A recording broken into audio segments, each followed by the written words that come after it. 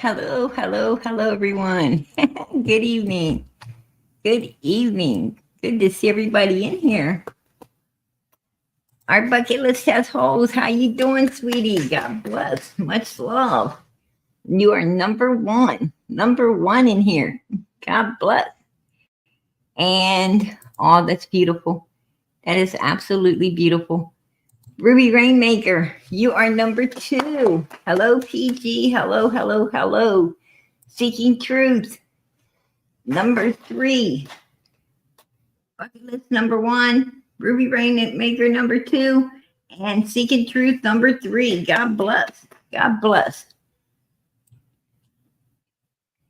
And D, you are number four. Hey, PG in chat, much love. Hey, girl, all that love's coming back at you guys. God bless. Let me.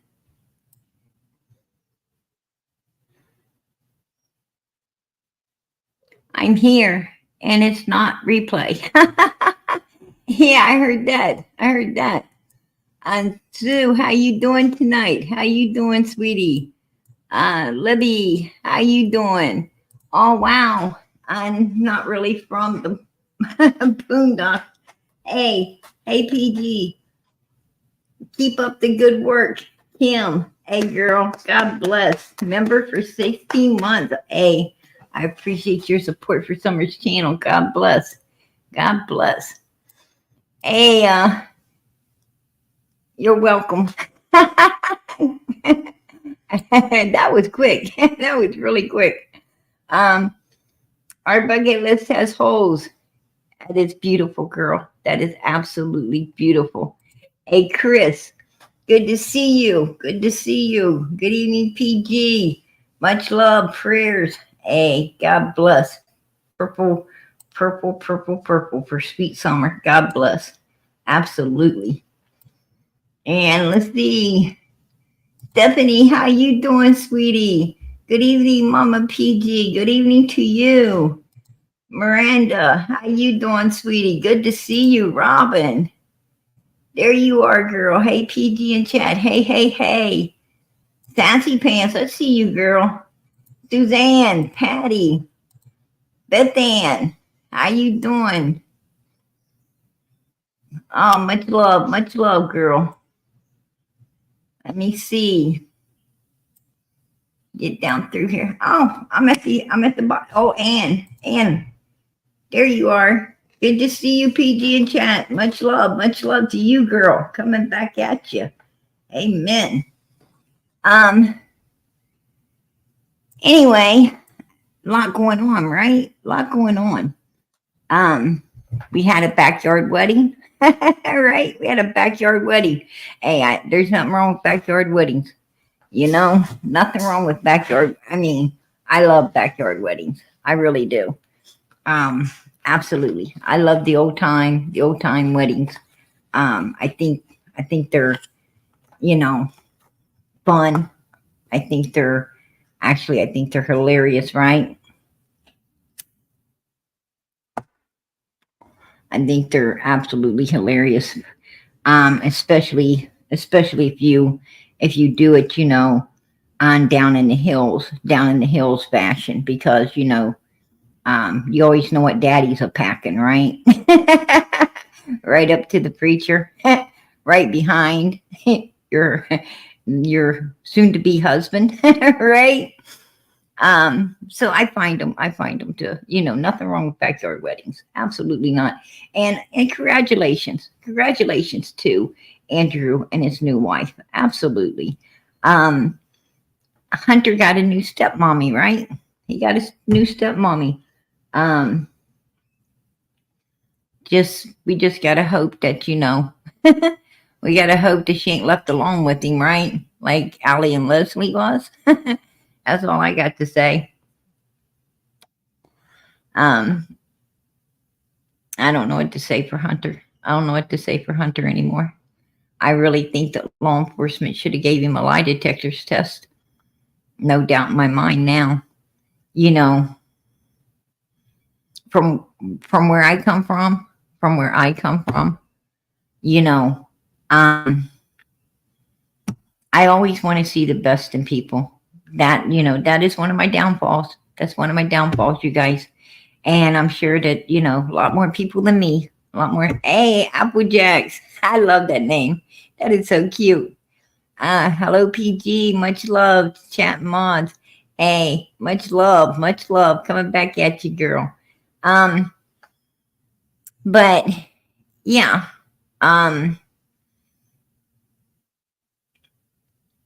I should have seen it.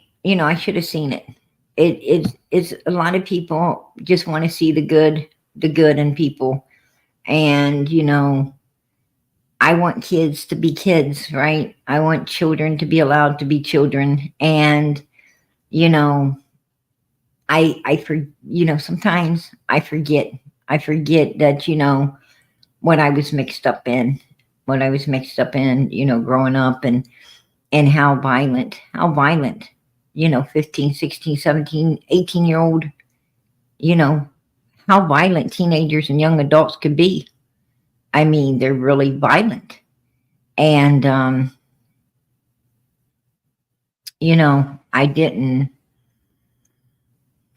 I didn't really want to, you know, face the truth, what I was seeing. I knew what I was seeing, just didn't want to face the truth to how evil, a teenager could be. Um,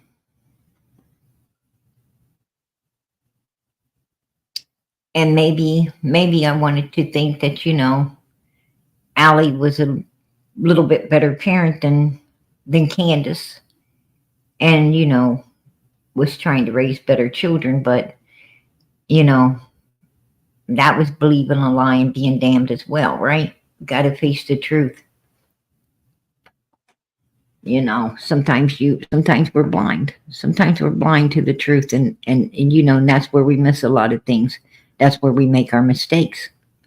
We have to, see people for who they truly are, and stop putting on some rose colored clutter color, yeah, colored glasses, right? Oh, shit. Um, I guess I guess clutter is the right word, right? Clutter is the right word. We clutter our own minds with what we want to believe instead of, facing the honest truth of what we're seeing. And I think we made a mistake like that early on in all of this. I think we really did. You know, Nobody wanted to be hardcore. Be hardcore. Um,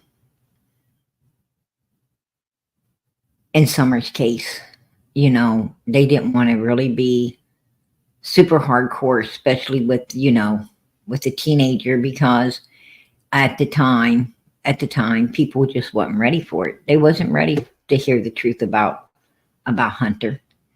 I wasn't ready to, I wasn't ready to tell it. Like I said, I was wanting this kid to be different, but I've had to face who he is, what he is, how he is, and what he's capable of, especially in the presence of someone like Candus Wells, someone as evil as Candus and Don and Grandis, right? I mean, that just adds fuel. That just adds fuel to, you know, um, how bad he probably is just on his own. And from my understandings, that's pretty bad anyway, right? It's pretty bad anyway. So, with that being said, but yeah, they had a backyard wedding, and there it is. There it is. I think that Andrew, I think that Andrew and all of them call that getting dressed up, and that's okay. That's okay. And the backyard looks clean. It looks clean, y'all. That's all that matters to me, right? I got freaking OCD, so I always look for the cleanness, and they do look, they do look. He looks happy. He looks happy. He looks real happy that he's marrying up and getting himself married up to this lady. And she probably threatened to throw him out if he didn't. She probably threatened to throw him out if he didn't. So he did. He don't want to go nowhere. So, you know, I don't know. I don't know. But I don't have nothing against backyard weddings, you know. Um I probably have one myself. I probably have one myself, you know. Absolutely. I've seen more than one backyard wedding. That's for sure. And there's nothing wrong with it. Nothing wrong with a big barbecue and, you know, and folks, it's a lot of fun. A lot of fun. Church weddings are okay too. Church weddings are okay too. I mean, I've been to both. They're all okay. Brat, member for 16 months, Summer's Army. Hey girl, appreciate your support for Summer's channel. But yeah, I just wanted to put it out there. I want to say congratulations to Andrew and his wife. Absolutely. God bless, right? And I'm sure they're super happy. I'm sure they're super happy. And they made everything right. They made everything right. And that's what counts. That's what counts. I don't know how Hunter feels about it, if he feels anything at all. He probably don't feel nothing at all, to be honest.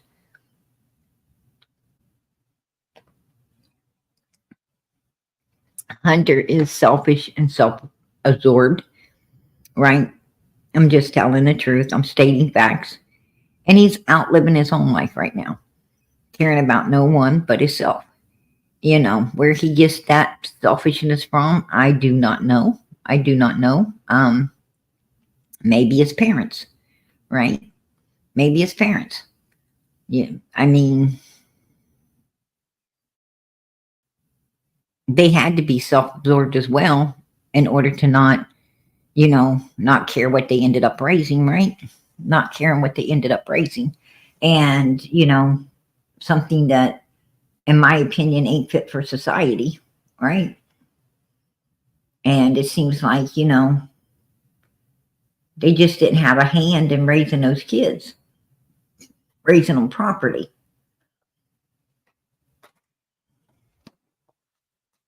I think Allie was too busy doing her thing.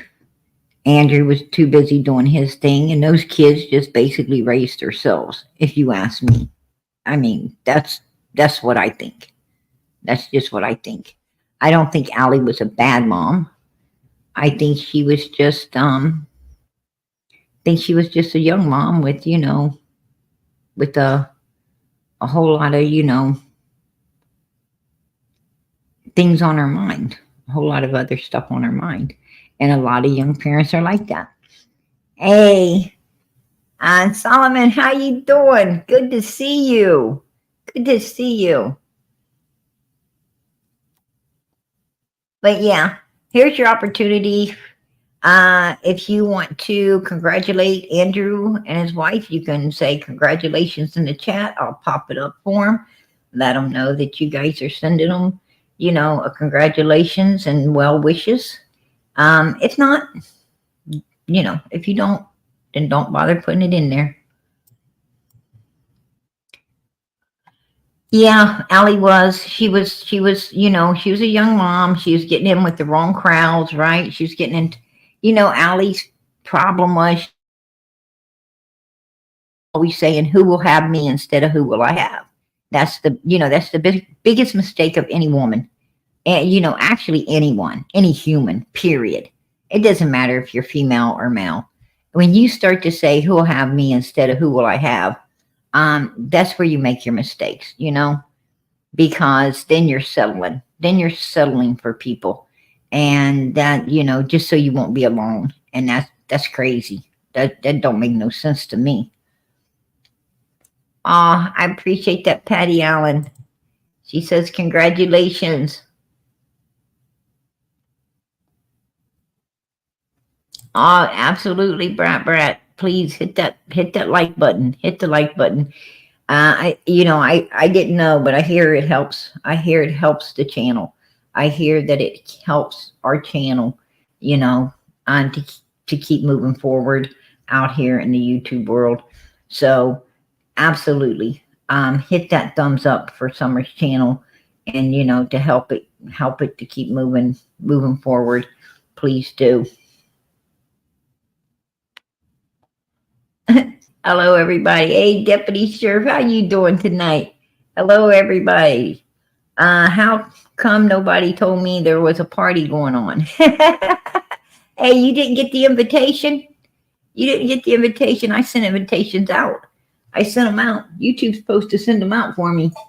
YouTube, YouTube must have skipped you up. I'm sorry. Right? Absolutely, Applejack. Please hit the like button. I appreciate it. I appreciate it. And it's free. It's free. Don't cost a penny to hit that like button. Hey, crazy retired lady, how you doing? Member for 7 months. God bless PG for all you do. Hey, I appreciate it. God bless. God bless. Listen, before I move on tonight, I want to let you guys know I have spoken. I have spoken with Joseph Wells. I did get in contact with Joseph Wells. I plan on talking to him again. I plan on talking with him again. Matter of fact, he said that he was going to be moving down to Tennessee, and I appreciate that, Solomon. God bless. Hey, we can only do what God lets us. All glory to the Lord, right? And I appreciate him having all of you here to help keep her name out here as well. God bless, honey. But I did speak with him. I am right now in contact with him. I have talked with him. And he said he, he's moving down to Tennessee. He's supposed to take me out, buy me coffee. So with that being said,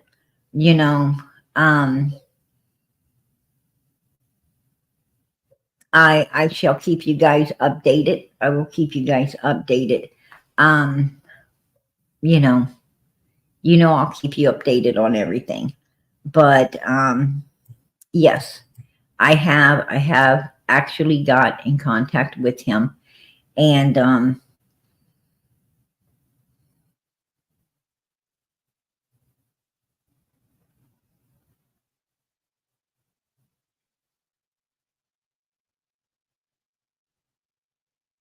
I will be talking with him. I will be talking with him again. But and I've asked him to come. He said he might be, he might come and be a guest on my panel. I had to like abruptly get off the phone with him, because I had some people showing up at my house, and I had to had people coming over. They were showing up. And when you start talking with someone, you don't realize how long you've been talking. And my company had started to show up, and I had to really abruptly get off the phone with him. And, I'm sorry about that. But I did speak with him for quite a while, and I will be speaking with him again. Like I said, he's going to be coming to Tennessee. He said, ask me out to coffee. I asked him if he was buying. He said, yes, he was. Hey, if you're buying, I'll be there, type thing. And,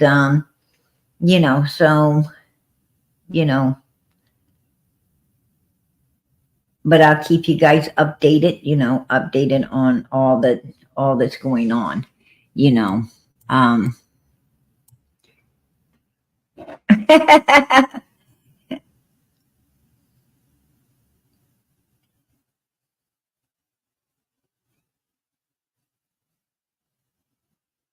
No, he is not Candus's ex-husband. He was talking about I guess, I guess he had done some research and found out she was married prior. And he thought that her husband's name was Joseph, on the same name as his. And he didn't realize that Donald is Donald Wells. He thought that Candus, because people, Candus goes by Bly, and he was only half informed.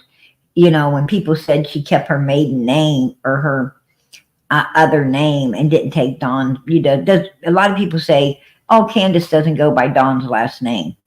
So he just assumed the ex-husband's name was Wells, Joseph Wells.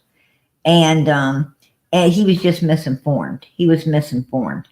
Donald's name is Wells. Candus' name is Bly, and that's her maiden name is Bly.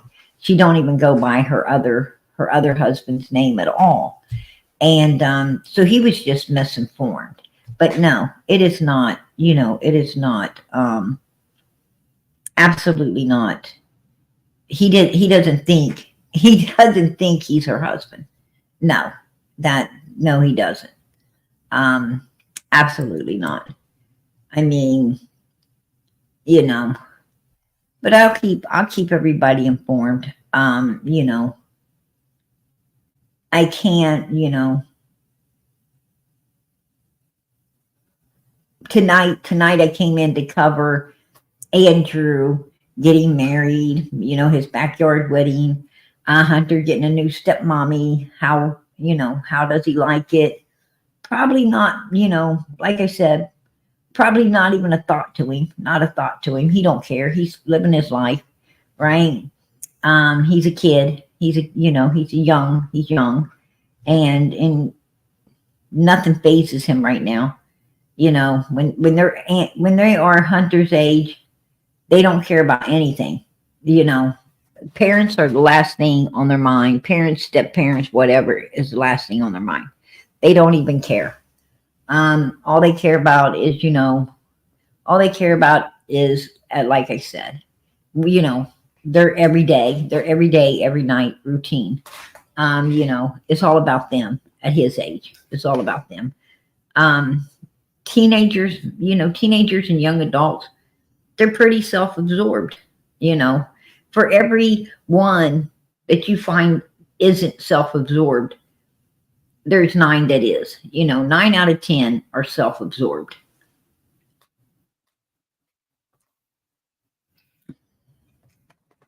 Usually when I find that usually when adults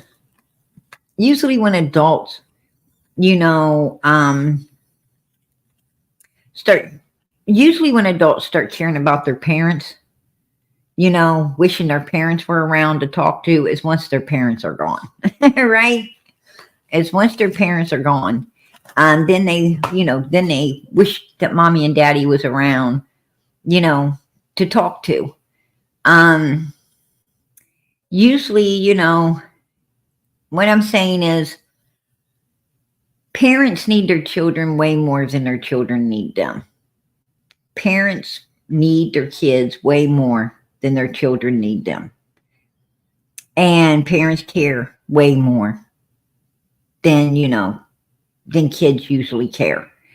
It's not that kids don't care. It's just that they really don't think. They really don't think about spending a lot of time with their parents, right? They think about spending a lot of time with everyone else. And by the time they figure out that everyone else is gone, usually their parents are gone too, right? The parents are gone too. And it's a shame because they didn't ever really get to know their parents. And, that's not good. That's not good.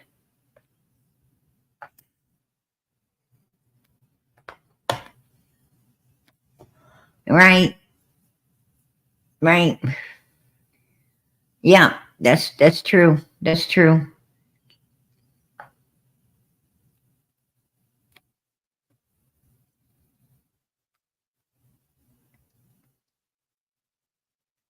Oh wow, Brat, I'm so sorry to hear that. I'm so sorry to hear that. I got some bad news. 3 days ago, my hubby lost his job. the store will be closing on the 27th of next month. He was with them 22 years. All girl. Um, I'm really sorry to hear that. Um, and what they'll do is they'll put him on workers' comp, and you know, for a while, maybe he wants to think about retiring. I don't know.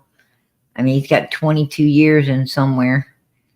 That's a lot. That's a lot. Or maybe he can get transferred somewhere.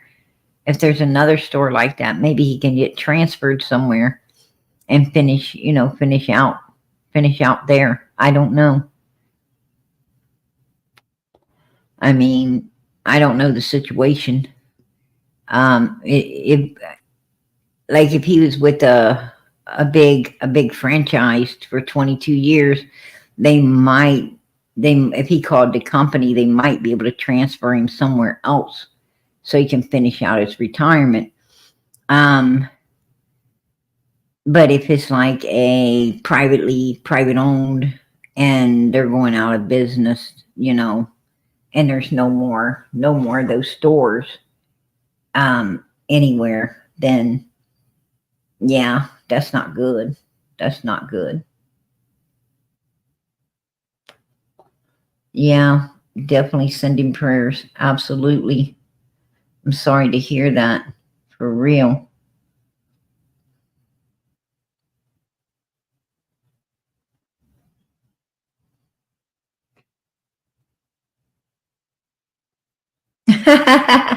My mom said no more of us kids are allowed to go before she does. She said it's not fair. I said, why? That's not fair. She started laughing. Um, we always think we're going to, go before our children, right? Parents always believe that you're going to be the first to go. You know, you don't know. In today's world, you just don't know. I mean, lots of parents have gotten really bad news. Um, so many.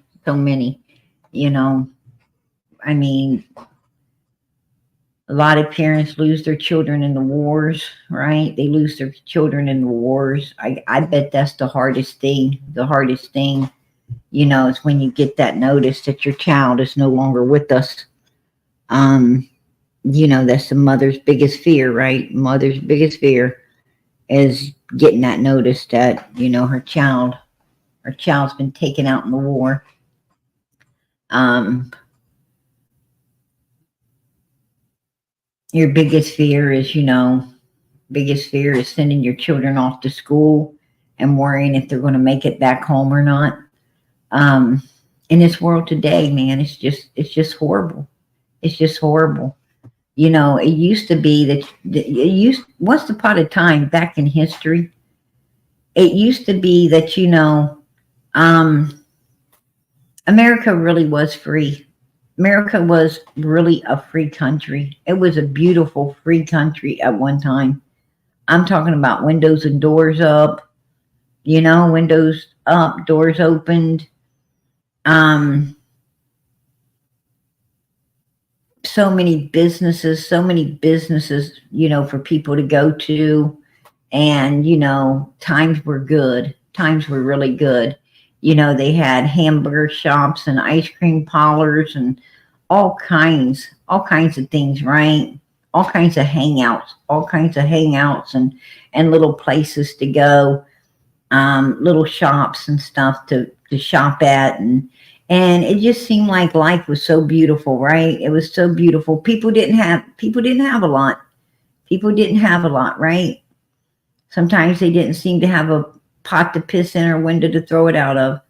But you know what? You felt like you were living. You really felt like you was living in this country. And the only time you seemed to worry or had to worry was, you know, um, is if the war did start, right? If your kids got pulled off the war, then you were beside yourself. But if it wasn't no war, you didn't worry. The kids were out in the streets playing and running in every direction. And, the neighbors, neighbors were always, people were always setting out. They was always setting out on their porches, right?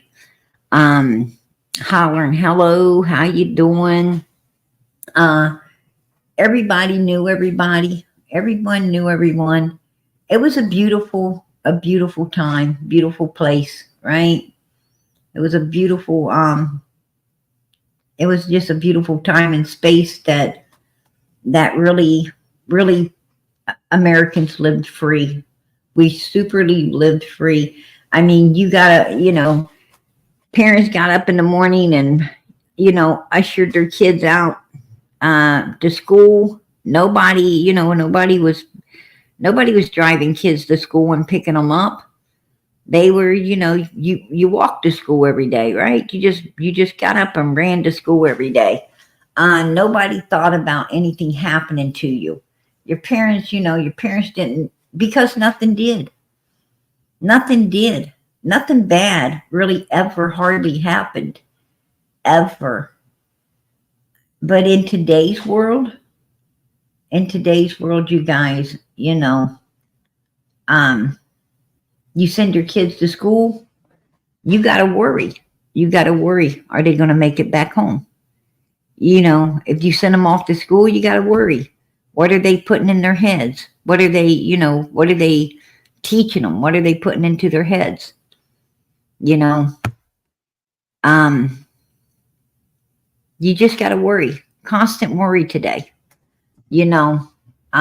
People say, well, what's wrong? What's wrong with this world? Well, I'm going to tell you what's wrong with it. Game machines, for one. Game machines are the number one problem because it makes children live in a fantasy world too much. But parents use it. They use them game machines as a babysitter. Of course, they let their kids play game machines all day long because they don't have to put up with them. And they know where they are. They know where the kid is, and they don't care. Well, how are you going to raise a good kid if you're letting it live in some fantasy world all the time instead of in the real world? What do you expect to happen? What do you expect to happen? This kid ain't outside playing basketball, football. It's not riding bicycles. It's not going swimming. It's not going fishing. It's not getting the fresh air and the sunshine and all the good things. It's not living an everyday life, learning everyday skills of living. It's living in a fantasy world. And it's hard to live, it's hard for these kids to, adjust to the real world when they've been in that fantasy world all the time. And in that fantasy world, they learn bad behavior, right? They get very competitive. They learn bad things. Game machines ain't good. I do let my kids play game machines. I do, but not that often. I mean, what I'm saying is, it's no babysitter for them. Yeah, my kids might play game machines, an hour or two, and it's done. They want to be outside. They want to be playing basketball. They want to play football. They want to be out running around. They want to be out doing something. They're, my kids don't hang on cell phones. They don't hang on cell phones. They don't do that either. They like looking out the windows, they like talking, looking around, they're in tune with the real world. And I love that. I love that. I don't make them stay off their phone. I don't, my kids are, teenagers. I got one preteen, but, and they have cell phones. They have cell phones now. And if they want to be on their cell phones, I don't care. But in the car, I noticed they're not. I noticed here at the house, they're really not on it that much. My daughter's more on it than any of them.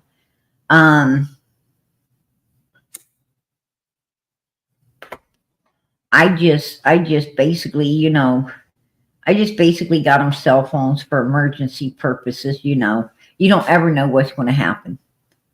And people need to have cell phones, like my cell phone, for instance, has, I go to call someone or do something and, oh crap, it's not charged. I didn't notice that it needed charged, and oh crap, right? It's important that I have that phone. Well, it's kind of nice when one of your kids can pull it out of their pocket and say, here, use this one. So, to have the backup phone is nice, or, like if my kids are with my sister and, it's important or something, or they just want to call me, they have a phone. They're able to call me up, let me know what's going on, so forth and so on. It's good for them to have cell phones, and also the cell phones are good for tracking, right? I can track them wherever they're at. I know where they're at. So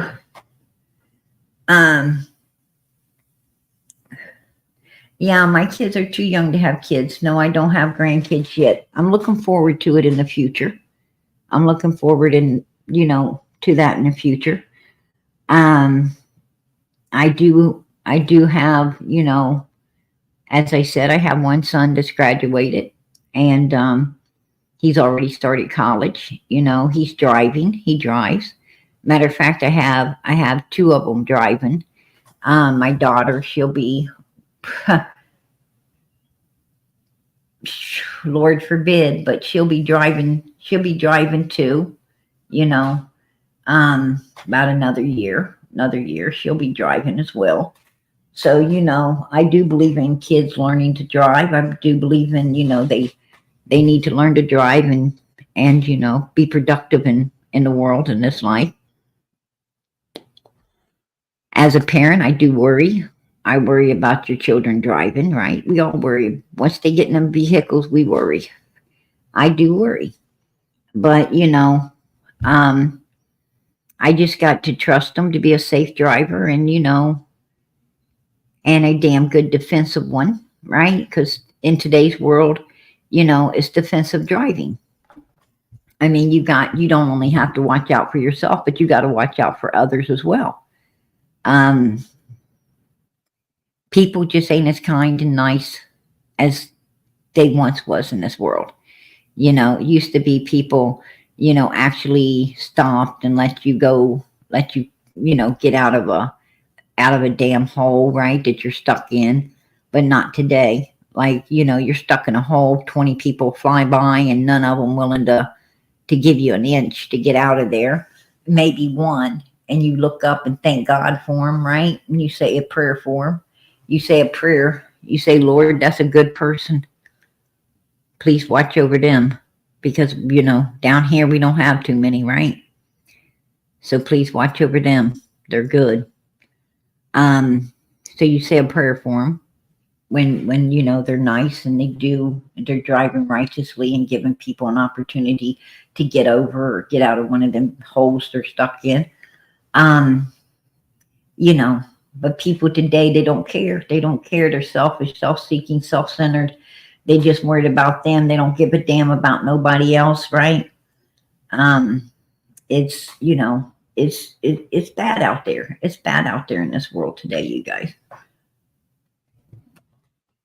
But the point being is, we have to face it. We have to face it. But yeah, I'm not going to talk about my kids. I ain't going to talk about my kids, because if I talk about my kids, then somebody else, one of them haters, want to say something, and then it's gonna make PG have to come back out here and do round 2 of the other night, and I don't want to be doing no more round 2s of the other night. That's just not who I am.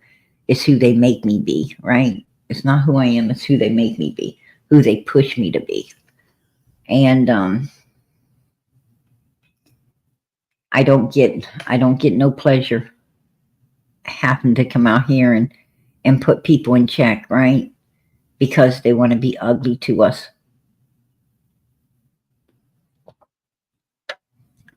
But if we have to, we have to. What can I say? But, I truly do, think we missed a lot of things in the beginning of Summer's case. I think we had, blinders on in some areas. And I think that's why, we needed to, myself needed to be more open-minded as well, and to the evils of this world and how evil teenagers can be. I think that's where we failed. I think that's where we might have failed to see the truth. But like I said, I truly believe that Hunter should have been given a lie detector's test. I don't care what anybody says. He should have freaking got a lie detector's test. Especially the fact that Summer's last video, she's passed out on some milk jugs, looked like bruising on both sides of her head. Her nail beds turning blue. I think somebody should have been doing a little damn more than what was being done as far as law enforcement was concerned. I think they should have been doing more. That's just my opinion. That's my opinion, you guys. And I'll keep it. But I think, my personal opinion is law enforcement really fucking wasn't working to solve Summer's case, if you ask me. Because if they was really working to solve it, I think it could have been solved. It could have been solved, you guys. They were not aggressive enough. They were not aggressive enough to solve shit. I'm not going to blame law enforcement. I'm going to blame we the people. I'm going to blame us. It's our fault. It's our fault that law enforcement is not more aggressive and are not solving crimes like they once did. And it's all because of us. It's because you asked us, we jumping on law enforcement, you hollering police brutality. Well, we brought it on ourselves.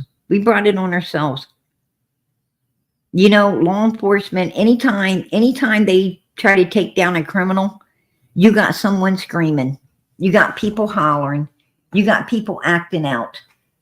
And how are they supposed to take down crime and do away with crime if they're going to have a big uproar, big uprise and a big uproar and things being torn apart by a bunch of people, a bunch of evil people that don't want to see evil put behind bars, that doesn't want to see evil, removed from society. Well, if and law enforcement's just at the point that they're saying, we're not going to hear this brutality stuff. We don't care, right? You need somebody to save you? Well, call a substance abuser. Call a criminal. Tell them come save you. See how that works out for you. That's pretty much what they're doing now. And they're not being aggressive at solving no cases any longer. They're basically getting paid to do nothing. They're getting paid to do nothing, and that's what they're doing.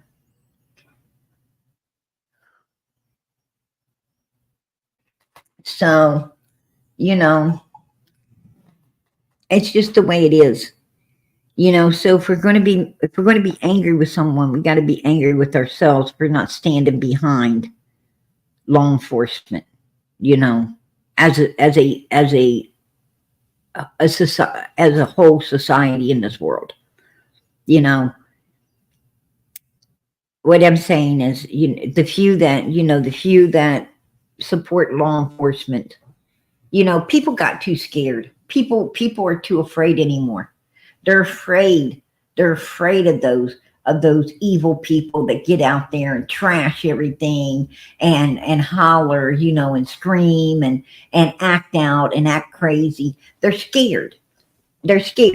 People, the people who stand behind law enforcement are standing around scared. They're too afraid to stand up for what's righteous.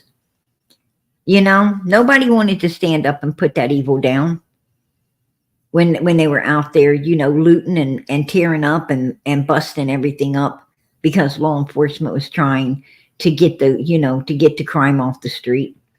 Nobody did that. Nobody did that. Nobody was standing up, you know, putting that evil down. So, you know, blame blame ourselves, right? We got to blame ourselves. And what can I say? What can I say? So I can't say, you know, Ronnie Lawson, Pruitt, you guys are terrible at not solving cases. You know, their hands are tied. Their hands are tied. There was a lot of people supporting the whales. A lot of people backed these evil people. And, you know, law enforcement would have went at them, aggressively and everything. People would have been saying, oh, how dare you? How dare you doing this? What are they supposed to do? If humans are going to attack law enforcement all the time for trying to get the truth, then how do you expect them to solve a case, right? How do we expect it? They're not going to. They're not going to, you guys. You know, and that's just the way it is. That's just the way it is. I think Ronnie Lawson and Pruitt wanted to solve Summer's case. I think they really wanted to interrogate the hell out of Don and Candus and Grandis. I think they probably wanted to interrogate the hell out of Hunter. But they knew the second they started to do that, there was going to be problems. There was going to be trouble. And, you know, and then the stuff came out about Ronnie Lawson's son, right? About his son. And that's when the case got completely took away. It got completely taken out of the hands of, you know, Hawkins County and handed over to TBI because they felt that was a conflict of interest where Summer's case was concerned. That's my opinion. That's what it looks like to me. And, you know, law officers have really bad attitudes. They've got really bad attitudes now. It used to be law enforcement really cared. Once upon a time, law enforcement really did care. And once upon a time, they really did listen and try to solve the crimes. They wanted to solve the crime, but they don't no more. They don't no more because too many of them are getting hurt. Too many of them are getting took out of this world. Too many of them's getting hurt. Too many of them's being pulled into courtrooms and people asking them to, you know, for their badges to be took. And it's just getting too crazy. They can't do their job without having a lot of complications that go along with it. So they decide not to. They decided not to do the job anymore. Because that's how they keep their badge. Just don't do it. And they've gotten really bad attitudes. They got really bad attitudes because they want to do their job. They were hired to do a job, but they're being restrained from doing their job. And I'm sure you all know how that feels.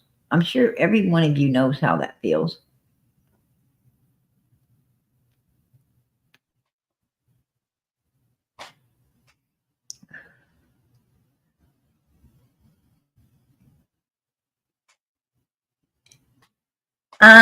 Nobody, I'm going to tell you what. I don't believe the Summers case is cold by far. I think Summers case is on the shelf. I think it's on the shelf, to be honest with you. I really think it's on the shelf. And I think it's on the shelf because, you know, because law enforcement wasn't able to be as aggressive as they would like to have been from the beginning. They, you know, they wasn't able to be as aggressive as they wanted to because of all the feedback and the backlash and you know, you got a lot of insane people You got a lot of insane people, calling in, telling them a bunch of stuff that they already know. They already know. You got a lot of people calling in, putting them on wild goose chases. They listen to Don and Candus Wells, and then they call in and send law enforcement on a wild goose chase. And, and see, what people don't understand is when you call in and you report something, it's their job to go check it out. They have to go check it out. They have to. And these guys were being worn thin. They was being worn thin by stuff that did. They knew that didn't matter. That was going to lead nowhere. But they still had to do it because that's their job.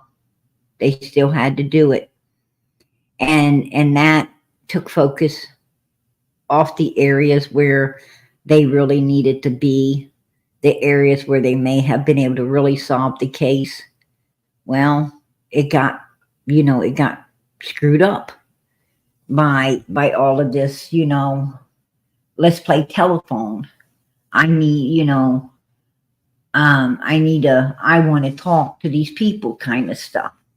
And it don't help.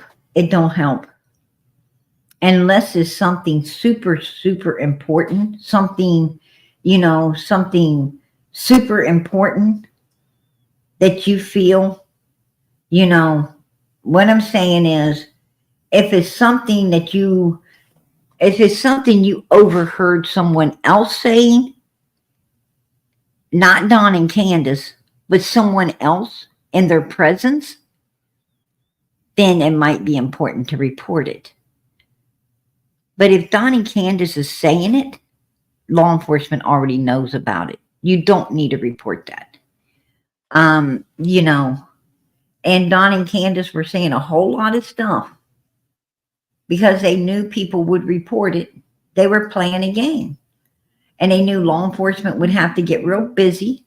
They're going to get real pissed off, and they're going to be chasing, waterfalls instead of the truth that needed to be chased to find the answers, to find Summer, bring her home, and get justice. Don and Candace were very schooled. They're very schooled on, criminal mind, did education. They're very schooled on it. They've been fucking criminals from birth, right? They've been criminals from birth. Them little mother freakers came out. They came out in orange suits, right? With the number on it. And it wasn't number one. Evil people are born every day. Evil people are born every day. You know, just like they say a sucker's born every day. Well, evil people are born every day too. And good people are born every day. But Don and Candace wasn't no good people being born into the world. They were evil people being born into the world, and they have been evil ever since. They like evilness. That's what turns them on. That's what turns them on. But are they safe? Is Don and Candace Wells safe? Are they safe? I don't think so. I don't think so. I brought something to the table tonight. I don't think they're safe. That's my opinion. If that's your opinion that they're not safe, put a one in the chat. Put a one in the chat if you feel that Don and Candace Wells is not safe.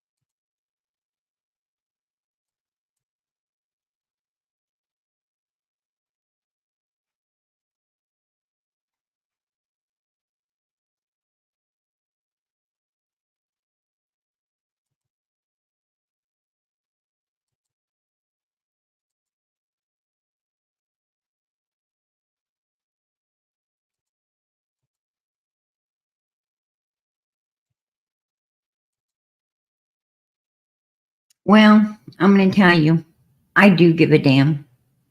3.5 years, mouth from the south. You know, I can see your frustration. I can see your frustration, girl. No doubt. I see your frustration, hon. 3.5 years, no rest. I can see your frustration. But you know what? I do give a damn. I do give a damn. And I'm going to tell you something. When I see someone isn't safe, then I'm going to bring awareness to that. I'm going to bring awareness to that because you know what? Um, we as I don't care if they're arrested or they ain't arrested. It is up to us here in this society. If you know someone is evil and you know someone is bad, you warn your children, you warn your grandchildren, you warn your neighbors, you warn your friends. You know, you don't say, well, they're turned loose in society, so I don't give a damn. I know. No, you warn people against that person so they know not to fall victim to that person. Maybe they ain't in jail, but I'm going to tell you something. We can still bring awareness to keep people away from them. People do not need to be around them. People need to be aware. It is just as important to keep Dawn and Candus's face out here as it is Summer's. That's what a lot of people fail to understand. It is just as important to keep Dawn, Candus, and Grandis's faces out here as it is Summer's. Because these are number one suspects in a missing child's case. And their faces need to be seen so people can know to stay the hell away from them if they do see them. I care about people. I really do. I care about my neighbors. My Bible tells me to watch over my neighbors. My Bible tells me to make their dwelling just as safe as my own. And they're supposed to be making my dwelling as safe as they make their own. We are supposed to be watching over one another.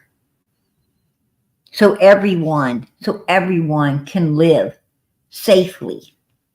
And how do we do that? How do we do that? We do that by spreading the word. If an RSO has just moved into the area,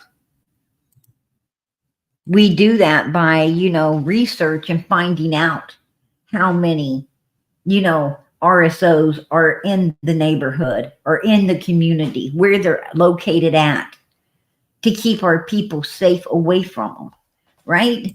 And once they're isolated and they see that none of the community wants nothing to do with them and stays away from them and lets them know, we got our eye on you. Don't even go there. They move away. They pack it up and they get the hell out. Because why? They get isolated. They get isolated and they get stared at. Right? Because we all know who they are. And we want nothing to do with. We don't want to be their friend. We don't want to. We need McGruff, the crime dog, to sing a song warning us of the dangers of dying. That's true. That's true, Deputy. That's funny, but it's true. You crack me up. I don't want him to come around me. I'm not even help, no matter who he's married to or H. That's true. That's true. I don't want none of them around me either. Absolutely not.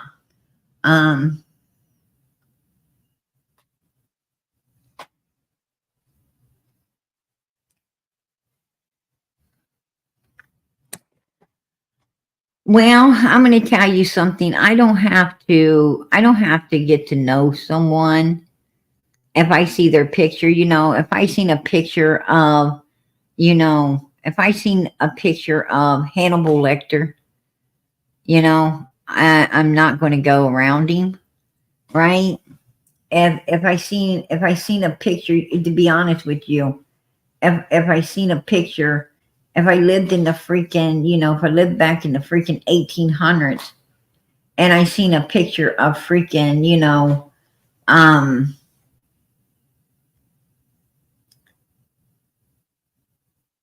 some killer back then, some killer back in that day, like for instance Lizzie Borden. If I seen a picture of Lizzie Borden, even though she got off, with the crime, I don't need to get to know Lizzie. I don't want to fucking know Lizzie Borden. What I want to know is what she looks like so I can stay the hell away from her. Right? That's what I want to know. If I see a picture of someone, that's why they used to put the pictures inside, inside the sheriff's office, right? Back in the Wild Wild West, they used to hang up those wanted posters. They hung up the wanted posters so that, if you seen one of them freaking criminals riding up on your land, your property, you knew what you needed to do, right? You needed to protect yourself. Now, if you didn't see that wanted poster and they were riding up on your land, well, you could have fell victim to them, right? You'd have fell victim. I mean, they didn't see the wanted poster and say, oh, I'd like to get to know this person.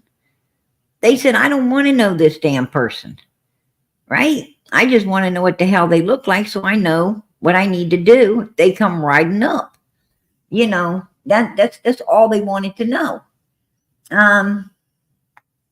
That's just it. And that's why I say, that's why we have to keep these people's pictures circulating as well. A lot of people say, hey, it's not about, these parents, and it's not about this, and it's not about that. It's about the child, the victims. Yes, it is about the child. It is about the victim. But you know what? It is also, we're not going to get the answers for the child and the victim if we don't get some answers from the criminals that did it, right? I mean, the criminals are like the most important in finding what happened to the victim. You need answers. Where are you going to get the answers? You got to go after the suspects, right? You got to go after the criminals. You got to go after the suspects to get the answers in order to find and bring home and get justice for the victim. You can't just say, well, they don't mean nothing. Why are we talking about them? Well, God, you got to talk about them. You got to talk about them. You got to try to, smoke them out and get all the information you can to help solve the crime. I mean, that's just the way it is. That's just the way it is. And, some people's logical thinking, I don't understand. It's like a lot of times I'm sitting there saying, make this make sense. Because it don't. It don't. And I'm going to tell you, I commend people. I commend people with enough ass to talk to, to really talk to these weirdos in and around these cases. I commend them. There's not a lot of people that are willing to put themselves in that position. A lot of people ain't going to, most people are afraid to talk to people like Don and Candus Wells. Most people's afraid to talk to the Light brothers. A lot of people's afraid to call Andy's and Jody Sue's and Fred's and Laura's out. A lot of people's afraid. They're afraid of these criminals. And that's the problem. That's a problem. That, those motherfuckers can smell your fear. They can smell your fear, right? They ain't gonna smell no fear on PG because I don't got none. I don't have any. I don't give a shit about them. I don't care about them. You know, last time I checked, God goes before me, Jesus goes with me, and there's angels watching over me. What do I need to fear? Nothing. And neither does any of you. And nobody else does either. Don't fear that evil. God gave you an armor suit to put on and stand against it. And by God, if you're standing against it, you will win. You will win. Don't be afraid. Don't ever be afraid. I tell you what, I don't care. I don't care how monstrous someone is. I don't give a damn how monstrous they are. If they hold you some answers about Summer or for Summer, I'm going to be calling that mother freaker up. I'm going to be checking into things.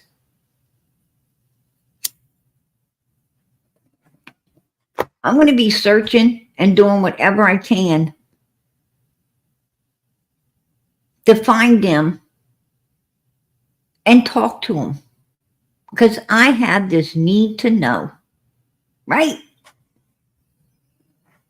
Curiosity killed the cat, not the human, right? We're humans. We're not cats. We're humans.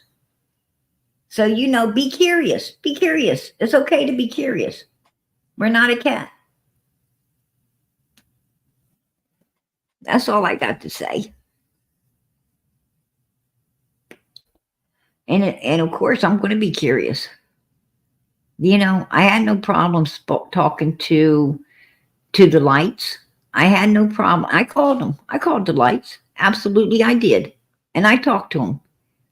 And boy, that sure put a prickle in old Jody Sue's ass, didn't it? It put a prickle in her ass. She got right off her ass, right?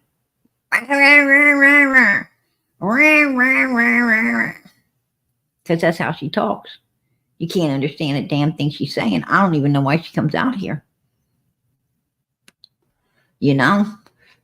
Man, I'm going to tell you the worst job I ever fucking had in my life. The worst job I ever had in my life is being a motherfucking interpreter of Jody Sue. Right? That's the worst job. Worst job. I'm going to tell you something. Man, it is fucking miserable. Totally miserable to listen to her mouth and try to decipher what she's saying. Right? 1 minute she's talking like this, and the next minute, it's like she dropped her fucking jaw. Right? It's like she dropped her jaw. And and Musa, he was here and he was doing this, and people you guys just don't know. You don't know. Right? I was like, what the hell did she just say? What the hell? Rewind.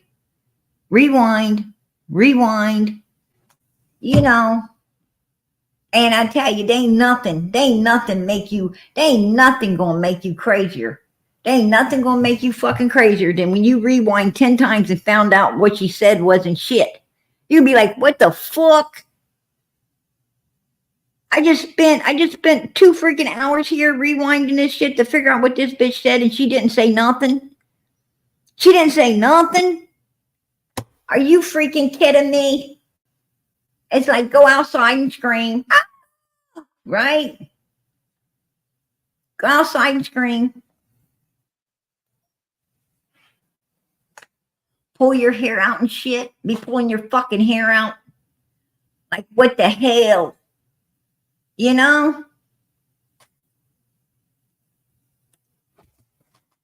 I need another pan of brownies. Right? Serve them up. Yeah, I'm telling you. It's hard. That was the hardest job, you guys. That was the hardest job. You know, like nobody was taking that shit on. Nobody. There was nobody taking that shit on. I won't ever forget that one. You know, I don't even listen to her anymore. I don't even fucking listen to her. I really don't. Cause I can't, you know, I can't take it. I'm like, oh hell no. Oh hell no. Not me. You know. Mm-mm. Man, I did that stuff early on for Summer's sake. I did it early on, but once I figured out this bitch ain't got nothing to say, I was like, oh hell no. I ain't a doing that no more. I ain't a doing that shit no more.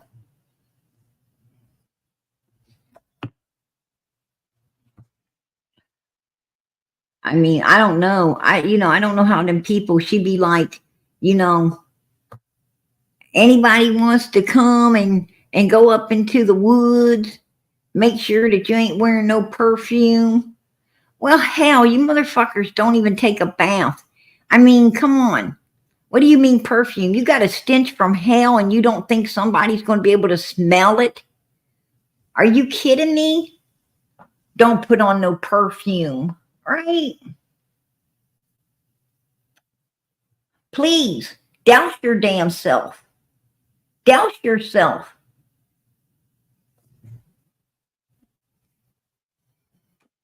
Take a freaking bath in it, baby.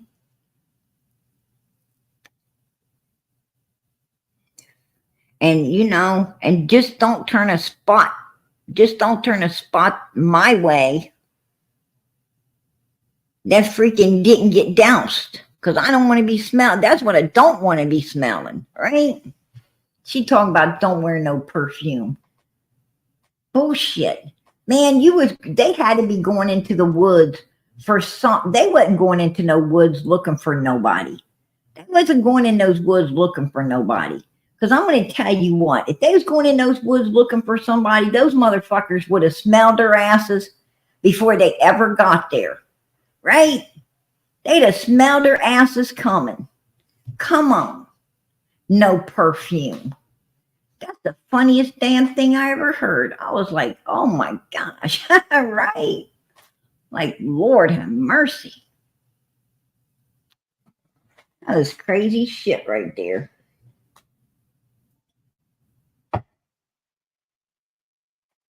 You know, that's what I'm talking about. That's what I'm talking about right there. But listen, I told you guys, I'm going to prove to you. I'm going to prove to you that, man, I'm going to tell you what, there ain't nobody that didn't know Jody Sue Brown. There ain't nobody that didn't know Jody Sue Brown. Jody Sue Brown was like, oh my God, you know, Jody Sue Brown,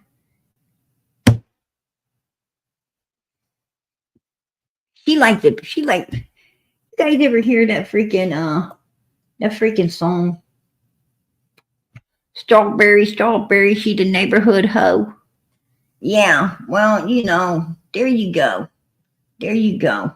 Ain't nobody didn't know. You know, that was like a fucking, you know, branded freaking name. You want to talk about a joke? You want to talk about a joke? I mean, how many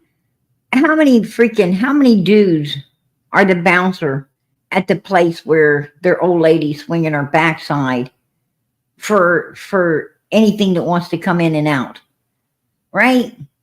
How many people's a bouncer while their old lady's running around wiping her mother freaking excess crap off on other people's jackets and coats? It's just nasty. Just nasty, you know?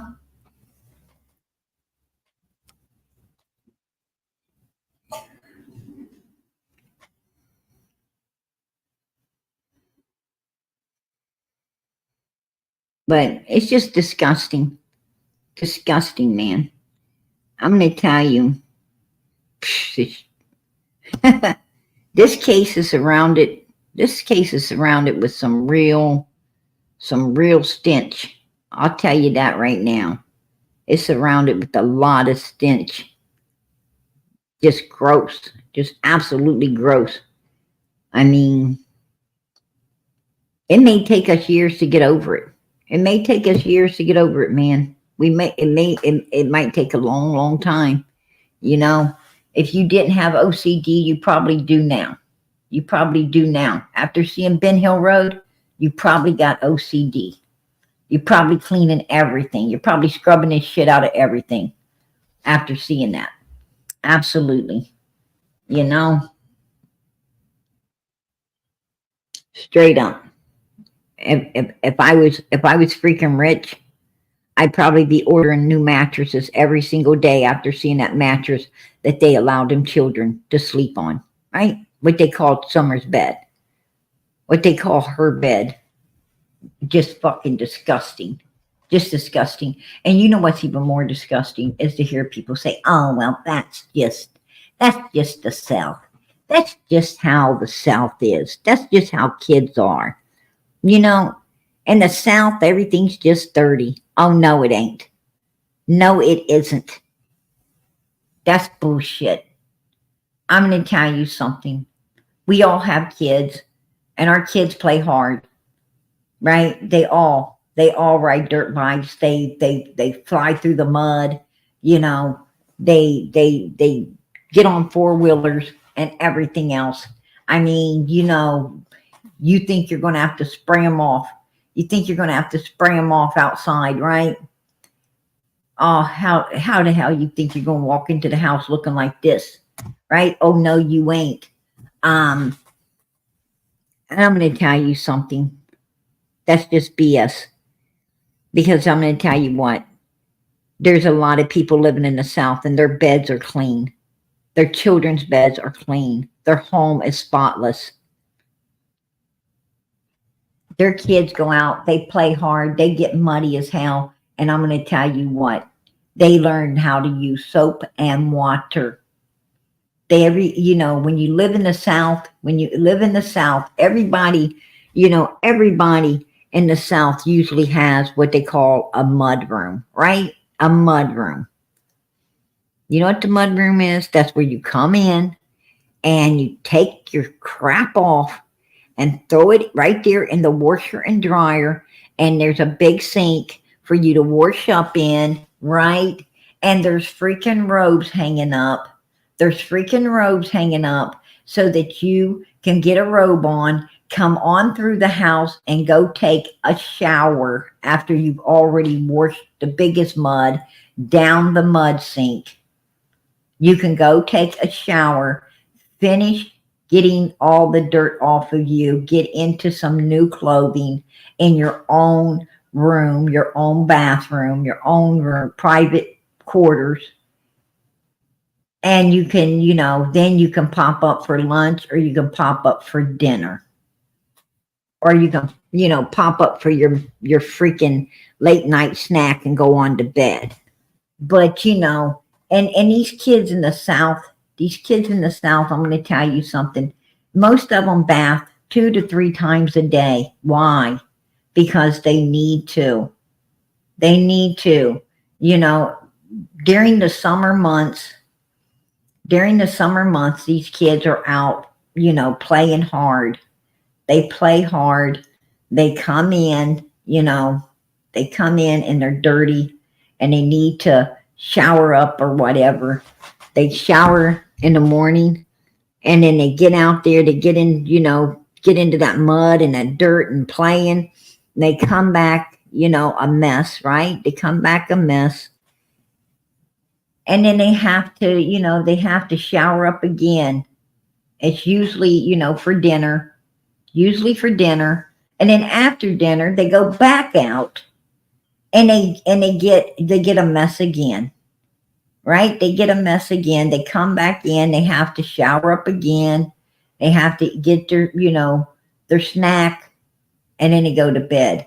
But these kids, the kids in the South, I do say they play hard. Yes, they do. I can say they get dirty. Yes, they do.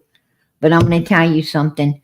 There's plenty of soap and water in the South. We're not running out of soap and water, right? Plenty of it. And these kids can stay clean. They can stay clean. Teach your children to love bathing. right? Teach them to love taking a bath. That's what you got to do. It's just what it is. Especially if you have, especially if you have kids that love riding four-wheelers and dirt bikes and stuff. That is really a mess because they slide in mud, they slide in this, they slide in that. It can be quite overwhelming. But I'm going to tell you, nobody's bed's looking like that mattress. No one's beds are looking like that mattress. I'm going to tell you right now. Um, most of my kids have white bed sheets. My daughter is a little bit of an exception because she likes pink ones and she likes blue ones and she likes flowered ones and she likes all of these different things. Like I promise you, I can make her bed and go back to her room and there, is a different, well, you didn't put the ones on that I liked. You didn't put the sheets on I liked. Okay, since you can make your bed so well, you can do that from now on. But she don't. Um, and I know that. You know, sometimes I think I think she just keeps me alive. I think she just keeps me alive. Um, she don't want my, I deal with low blood pressure sometimes, and I think my daughter just likes to keep it up. She wants to make sure I'm going to stay around, so she can put me through hell. I'm thinking that. But yeah, my daughter, boy, I'm going to tell you, my sons, they're nothing compared to this child. They're nothing compared. I would think that my sons was going to be the biggest problem, right? Baby, no way, no way. My daughter, she is all freaking hands. Like she's got her hands in everything. Um, she's got them in my closet. She's got them in my drawers. She's got them, she's got them everywhere. It's shit. I tell you. Um, I still haven't got over. I still ain't got over, all my bedding being gone and God knows what was on my bed. I don't know where she got it, but she left me with something that, that looked like it came out of one of those movies, one of those freaking movies that, um,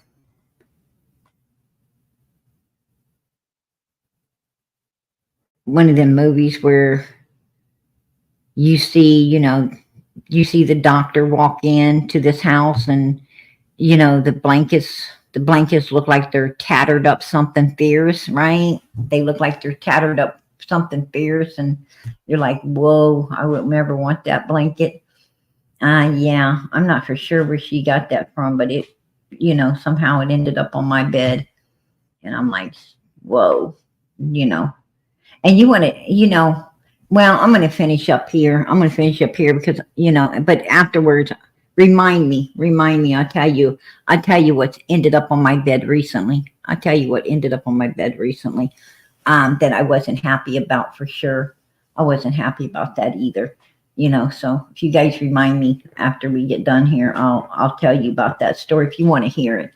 I don't know if you do or not, but if you do, I'll be glad to tell you. But anyway, Don and Candus ain't safe, and I'm going to tell you why they ain't safe. I'm going to show you something here, and I'm going to put this down, you guys. I'm going to put this down. I'm going to show you, and they're not safe, and I don't like people like this being in our society. I don't know. It's an old wooden bridge. Got some cracks in it. I'm sure that you guys know this video is out here. Candus took a video, right? She took a new video.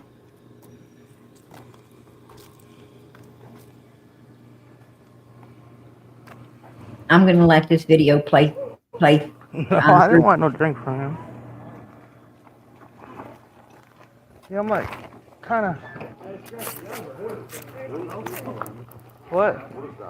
I don't know what that is. It's really strange.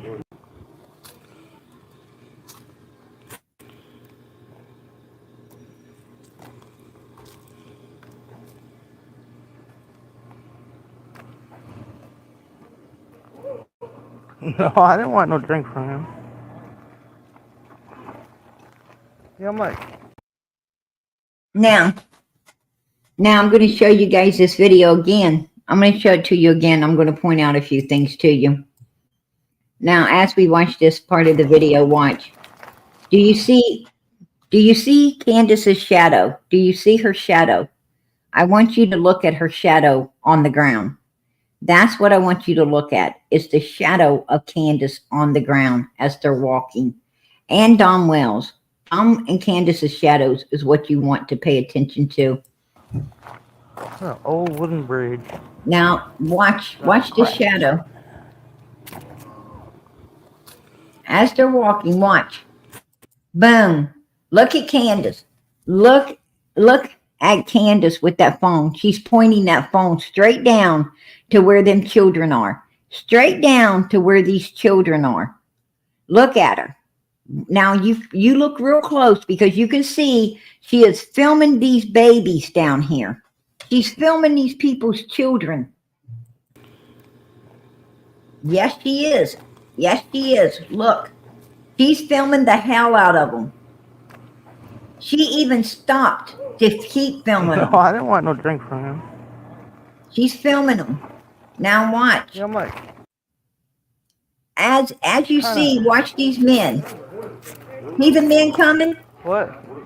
Now, once you see these men coming out into the road, Dom Wells wants to divert. He wants to divert away from what they were doing. They was filming those children. And once all of these guys came running out, Don Wells wanted to divert and turn aside the other way. And Candus like, what? You know, because she ain't smart enough. Don's like, oh shit, there's a bunch of, you know, you don't want to be caught. You don't want to be caught filming these kids. And Candus, you know, she don't care, right? She's real thick-faced. And Donald's like, you know, turn off, right? But she doesn't. She does, you know, and then she realizes. She's like, oh, I don't know, you know, and starts talking about what he wants to now. But, you know, she was stunned. She was stunned at first. She didn't know what he was doing. He didn't want to get busted, right? He didn't want to get busted. You know, a lot of people watches this stuff. They're not seeing. I don't know what that is. It's really strange. Now watch. Here she is. Look. And this is what she's down. This is exactly what she's filming is these children down here. Look at these kids. That's what. Now watch these men come out. There'll be some men come out here. There they come. There they come. See the guys? See the guys coming? And look, Don. See, Don turned off. He turned off. They didn't want to get caught. They were filming those children. They were actually filming whoever those children were. There you go. Yes, Candus was. Yes, she was. Why the hell would you be doing that? Why would you be filming someone with their children? That's disgusting. That's disgusting. Right? And that's what I mean when I say they're not safe. They're not safe. They're scary, man. They're fucking scary. Something ain't right with these people. And they shouldn't be allowed to be out here in society. Law enforcement really needs to freaking do something. They need to do something before, you know, before we have another summer case on our hands. If you ask me, that's my opinion. That's just my opinion. But yeah, absolutely. And another thing in this video I took note of. Don Wells, right there behind him, log cabin. There's a log cabin right there behind him. See there? Right there behind him is a log cabin. And we all know they talked about Summer being in a log cabin, right? We know that they talked about Summer being in a log cabin. And boom, there's the log cabin, you guys. Right? There's the log cabin. Absolutely. Spirit, fun, loving, forgiving. Um, I remember one time I took her to a job site, and I wasn't. It was actually a really nice log cabin home, and I wasn't thinking about the railing not being completely finished outside, and she run outside. My wife brought lunch out there and stuff like that, and we was eating, and she run outside, and she turned around, and there wasn't no railing there to catch her, and so she fell off about the fourth step and hit the ground. She was crying. She says, "Daddy, why didn't you save me?" I said, "I'm sorry, Summer. I'm sorry. I didn't know." And she says, "That's okay, Daddy." That's what kind of spirit she is.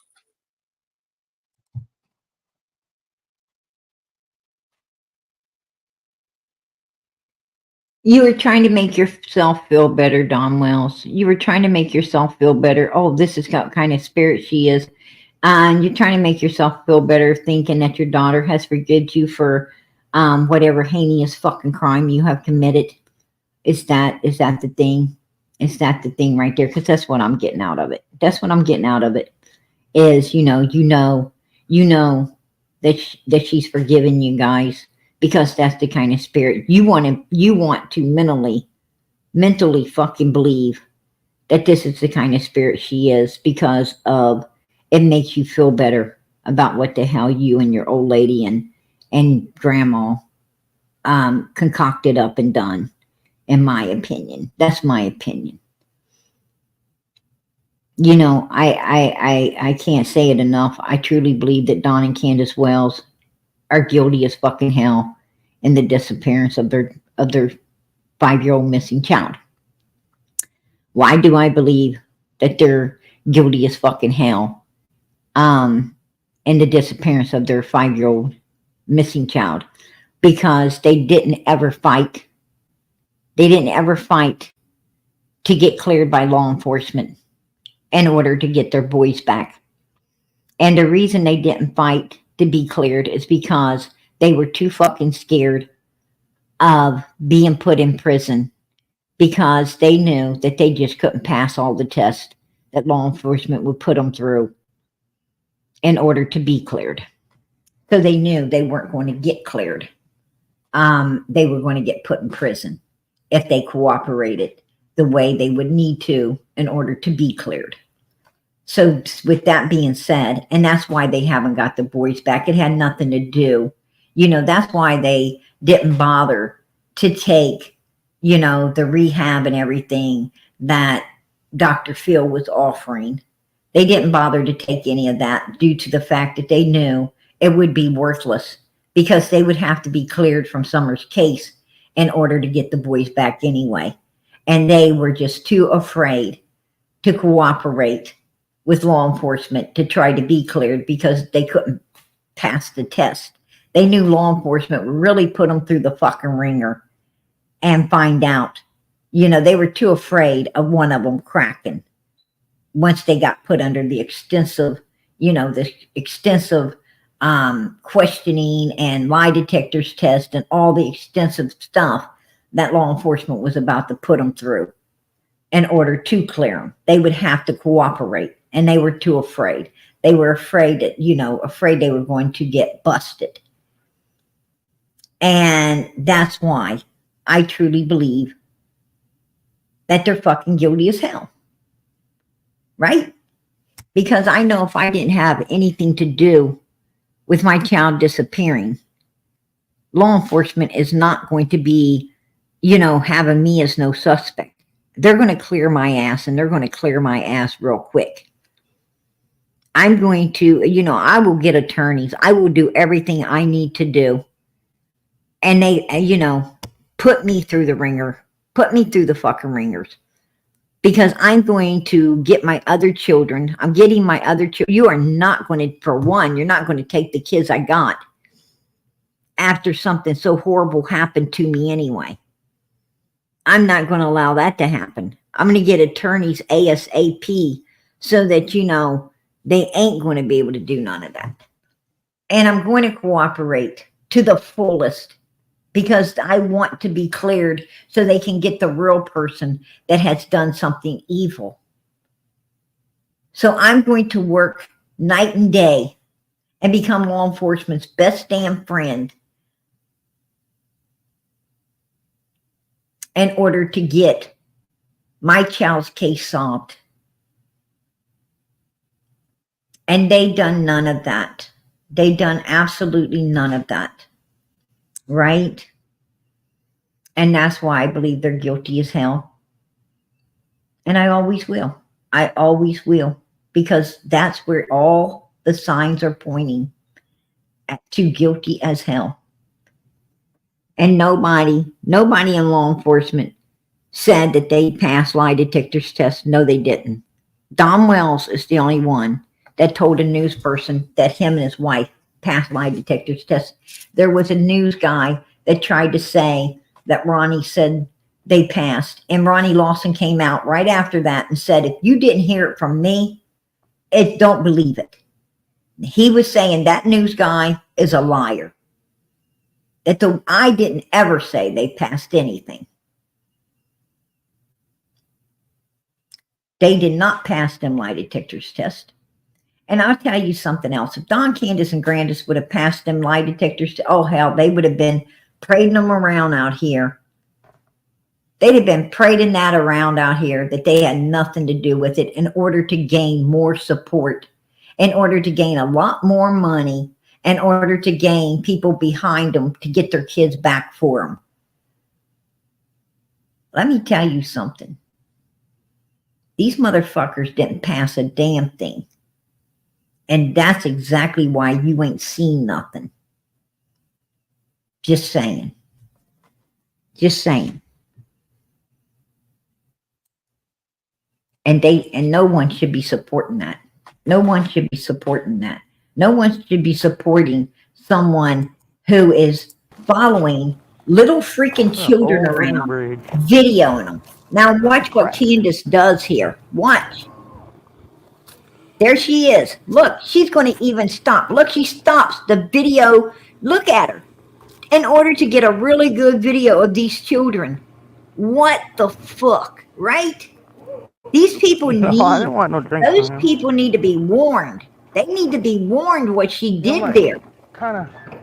And look, once the guy started showing up, I don't know what that is. It's really strange. Yeah, I'll tell you what's really fucking strange is you and your old man sitting there with the camera videoing little children down the road. That's what's really freaking strange. And I think those people that you videoed like that should be aware that that happened. I hope someone tells them that you were videoing them and their children so they can be on guard.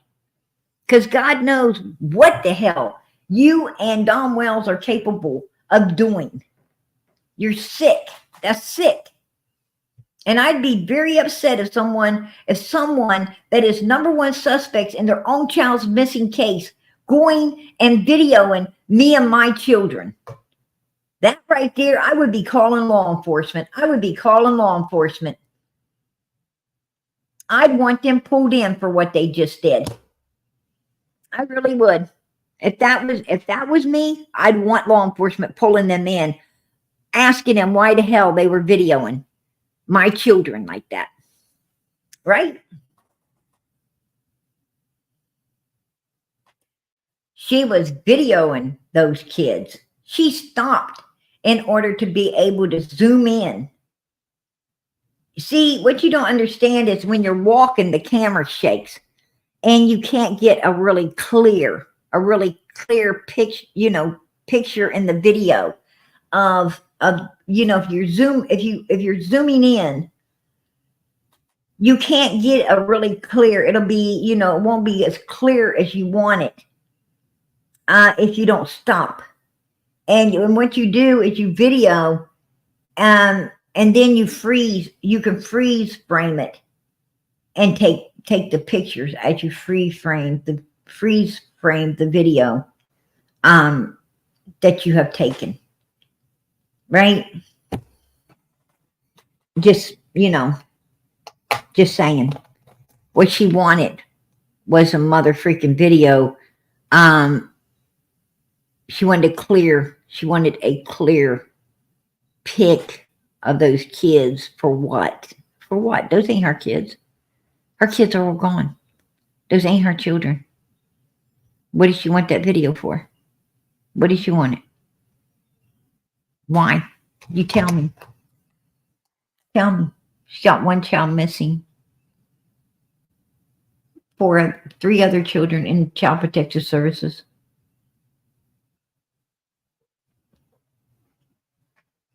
Two kids up in Wisconsin won't ever live right, won't ever be right. One over in Arkansas. We don't know where it's at. What happened to it? One completely missing, Tennessee. 3 others in Child Protective Services.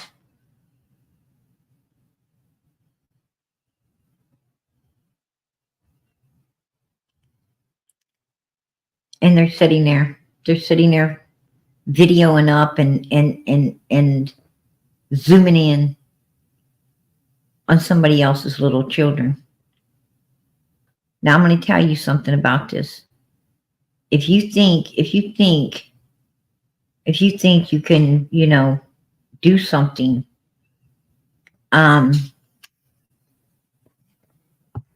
what you don't understand is you don't take something unless you got a buyer for it. And you ain't going to have a buyer for it unless the buyer sees it first, right? You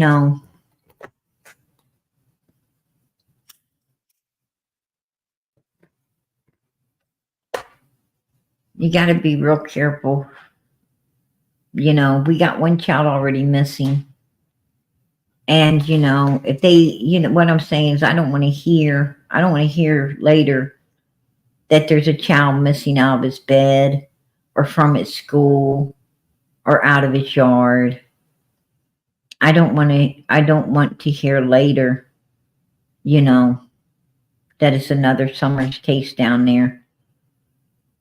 I don't want to, I'm going to call these motherfuckers out for what they did. I'm going to call their asses out because if another kid comes up missing, law enforcement will be seeing this video. They will be seeing if any of this was one of the children that's gone. Donnie Candus Wells needs to just leave people's fucking kids alone. Just stop it, right? Stop it. Ain't they fucked up enough children's lives already? Why don't they just stay the fuck home and leave other people alone, right?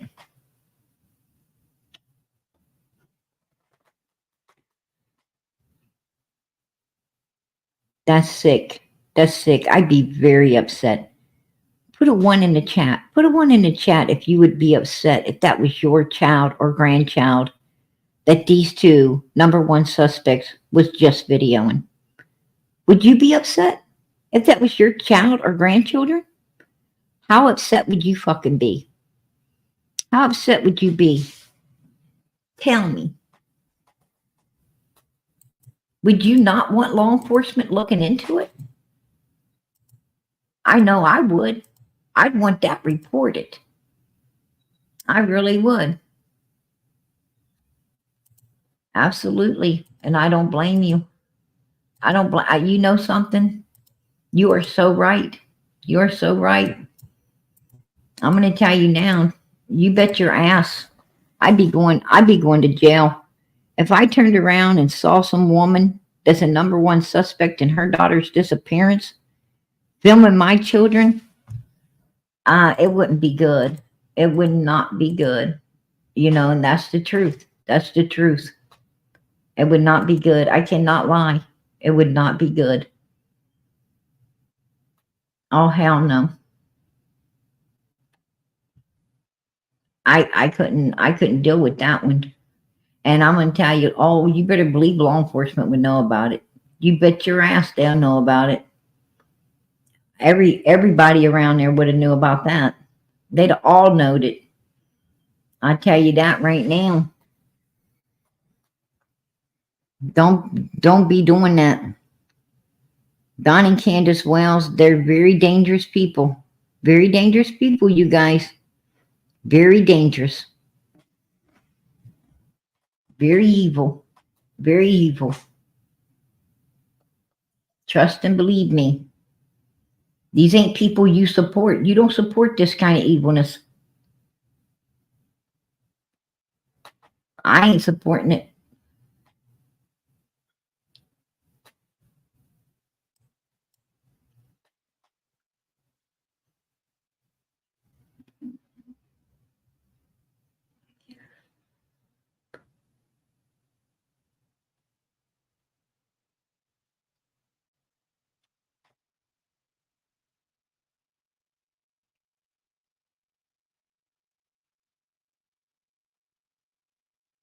Oh, yeah. Everybody would have known. I agree, Beth Ann. I agree. I agree. There's the tip line, you guys. There's the tip line. Yes, TBI knows. TBI knows about this. Absolutely. Don't think they don't know. But there's the tip line. Just in case you don't think they know. There's the tip line. You know? It isn't about, TBI knowing this or not. It's about concerned citizens. It's about concerned citizens saying, hey, these people are number one suspects in their daughter's disappearance. And I want to know why. Why you haven't done more to get them off the street before they get out there filming other people's children like that. Now they've been filming other people's children. Why are you not pulling them in and asking them why they're doing this? It's your job to keep us, we the people, safe in our communities. And number one suspects doing this, that's unsafe. That's unsafe. And you're supposed to be figuring out why and letting them know that you know what they did and that none of these kids better come up missing. And, they should go and take Candus's phone and question her as to why she's taking pictures and videos of other people's children.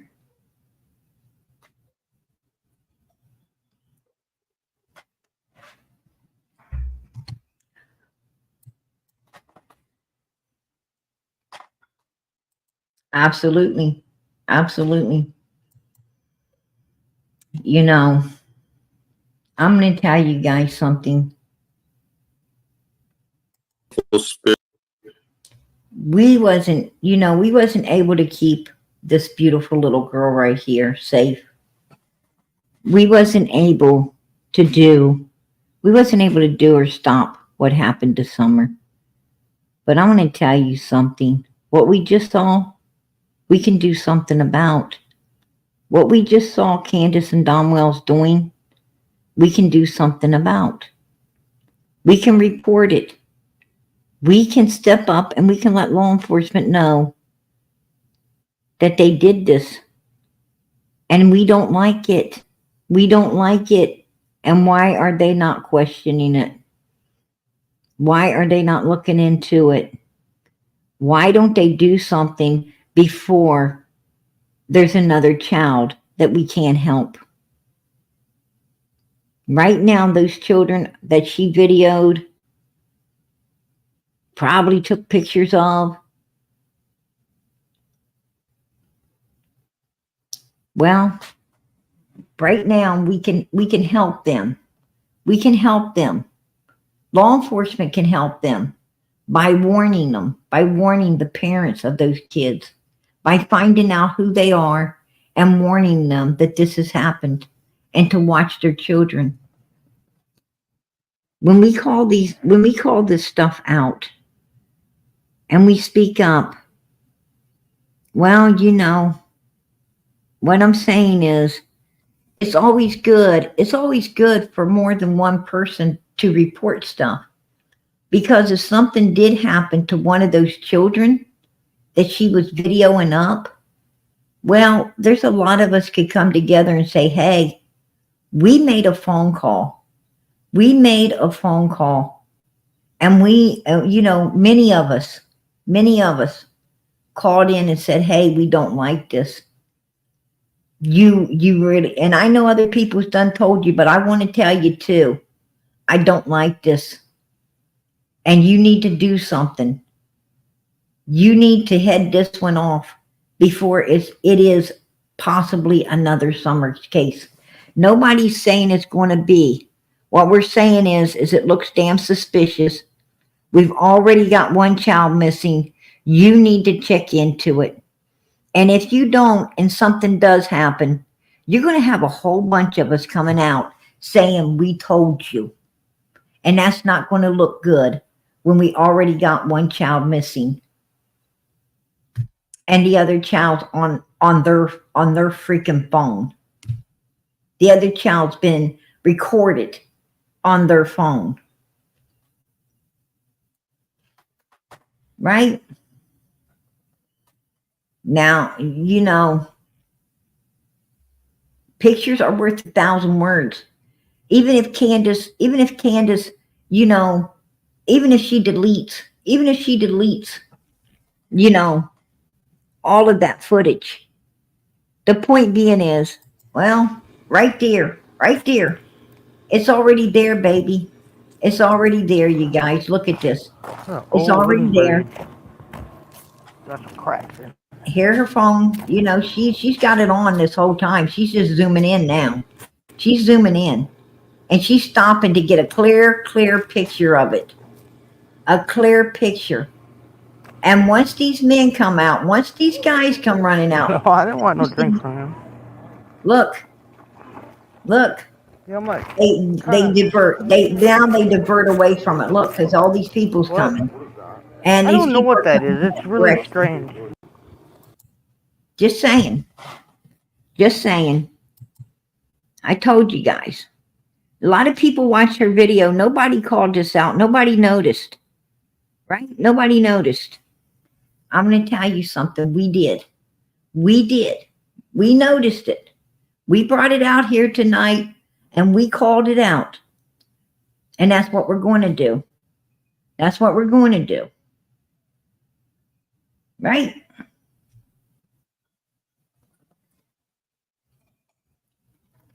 We're going to try to keep others safe if we can. We ain't Jody Sue Browns. We ain't Allie's. We ain't Jose's. We ain't no Fred Hills and Laura's. Right? We see something, say something.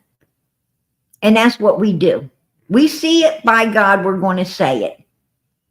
We're going to call it out. We're going to help the children that need help. We ain't going to sit back and wait for something as sinister as what happened to Summer to happen. We're going to call it out and we're going to demand something be done before it ever gets to that stage. Because that's who and what we are.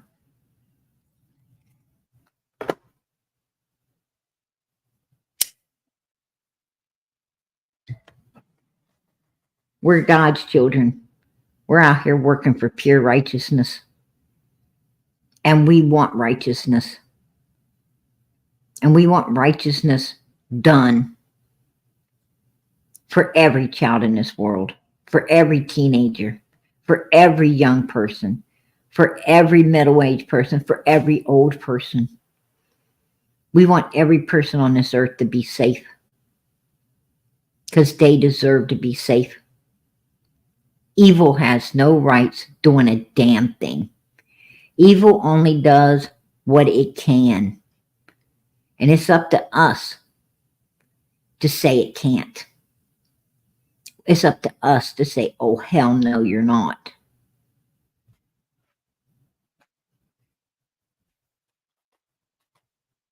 I'm going to tell you guys, let's take it back. Let's take it back.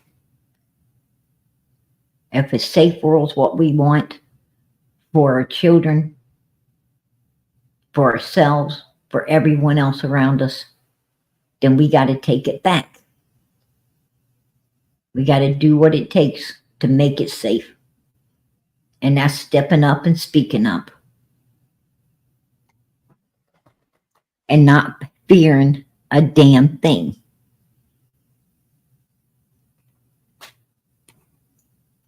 I'm going to tell you a secret. I'm going to tell all of you a secret.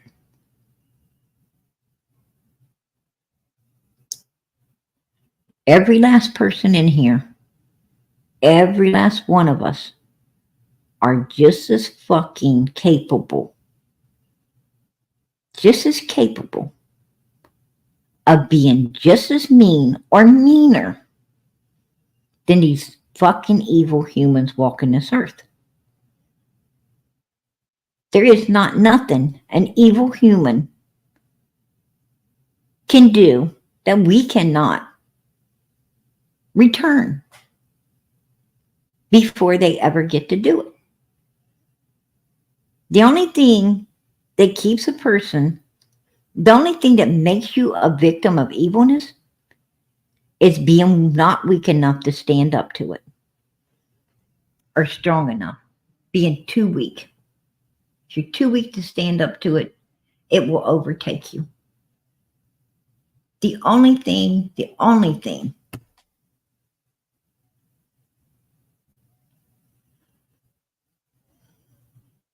you need to be is stronger than it. And you are. And you are. We all are. It don't take nothing to be strong.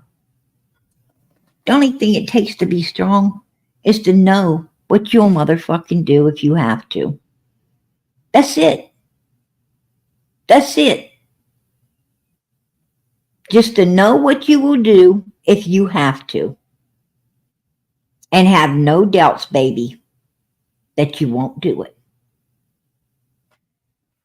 That's it.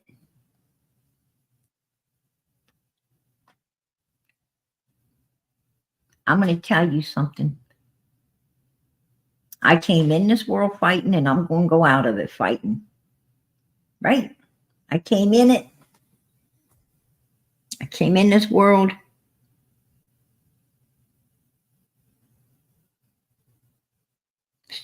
Every last one of us. You think that we didn't struggle to get here? You think we didn't have to struggle to get out here?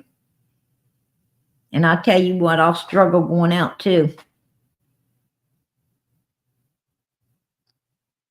Because I'm not laying down for no damn body.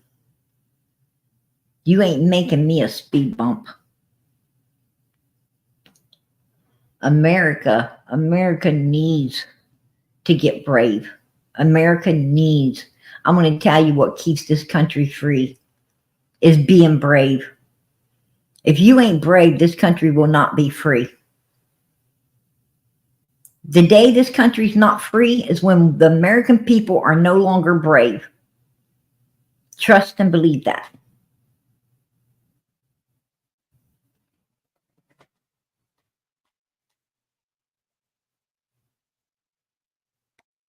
Nobody's going to ride up on a white horse and save you. You better know and learn how to save ourselves. That's all I got to say. We got to save ourselves, baby. You've got to, evil out there is going to overtake. It's going to overtake. If you ain't strong enough to stand up against it. It's just how it is. Even Jesus said, don't even worry. Don't even worry for this life. You got a forever life coming. Why are you worried about this? If you knew what was waiting on you, you wouldn't want to be here anyway. Why you worry? Why you afraid of? What you afraid of? I ain't afraid of nothing. God. I'm afraid of God. I do cuss a little out here. I do cuss a little out here. Sometimes I have to, sometimes I have to open a live like the other night, right? Sometimes I have to open a live like the other night and do things, people push me to do. I don't want to do it, but they push you to do it.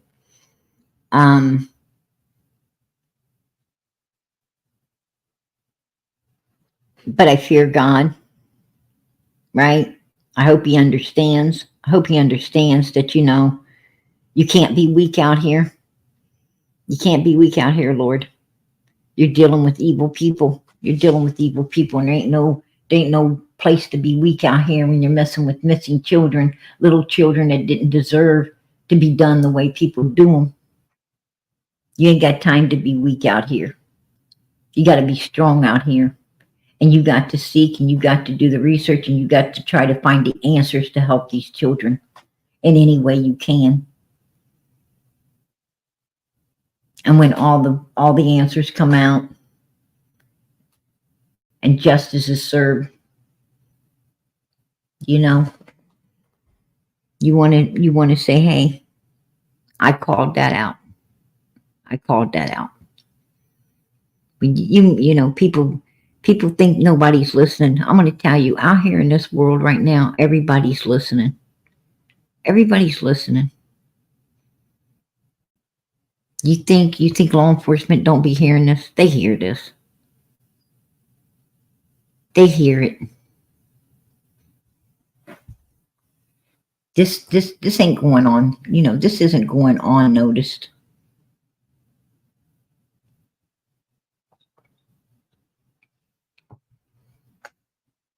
Thousands and thousands of people. They're hearing it.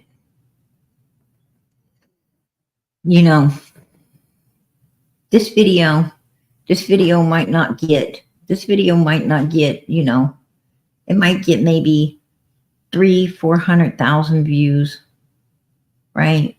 Well, not 100, about 3,000 to 4,000 views. I wish it was 300,000 or 400,000. I love for it to reach all of that, but that would be insane. But 3,000-4,000 people, that's what it'll reach. But I'm going to tell you that 3,000 or 4,000 that it reached, they're going to reach 3,000 or 4,000 more. And that 3,000 or 4,000 is going to reach 3,000 or 4,000 more. And that's how we spread. That's how we spread the word. There's a lot of you in here tonight going to say, oh, listen, I was watching a video, and these number one suspects in this little missing girl's case, Summer Moon Utah Wells, 5 years old. 5-year-old missing little girl. I was watching a video, on this creator's channel. And you know what I saw? I saw these number one suspects, the parents, videoing some other children. Yeah, they did. Straight up. Hold on. Let me go back. Let me show you. A lot of you are going to do that. You're going to show your mother or your sister or your cousin or your friend. You're going to talk about it. And they're going to say, oh, wow. Oh, my goodness. And they're going to tell somebody. Why? Because they're afraid this could happen to them. You know how many RSOs there is in the world? They're like, wow, I didn't know people's doing this. So it's going to make them turn around and start looking to see who's videoing, right? It's going to make them more aware of their surroundings. And they want to tell other people so other people can be more aware of their surroundings. Because you don't know when a Don and Candus might be videoing off on your kids, right? So this is going to go a long ways. And many, many people is going to hear about it. And that's how we educate the world. This is how we educate the world on pure evilness and what evilness can be doing when your back's turned, right? And this is a good thing. This is a good thing. And this is why God put this channel together for summer and has all of your feet here. Because God knows that this world's evil. And he knows, as evil as it is, all of us could save a lot of people by just making them aware of what goes on in this world and to be aware of what goes on. That is how we get the word out.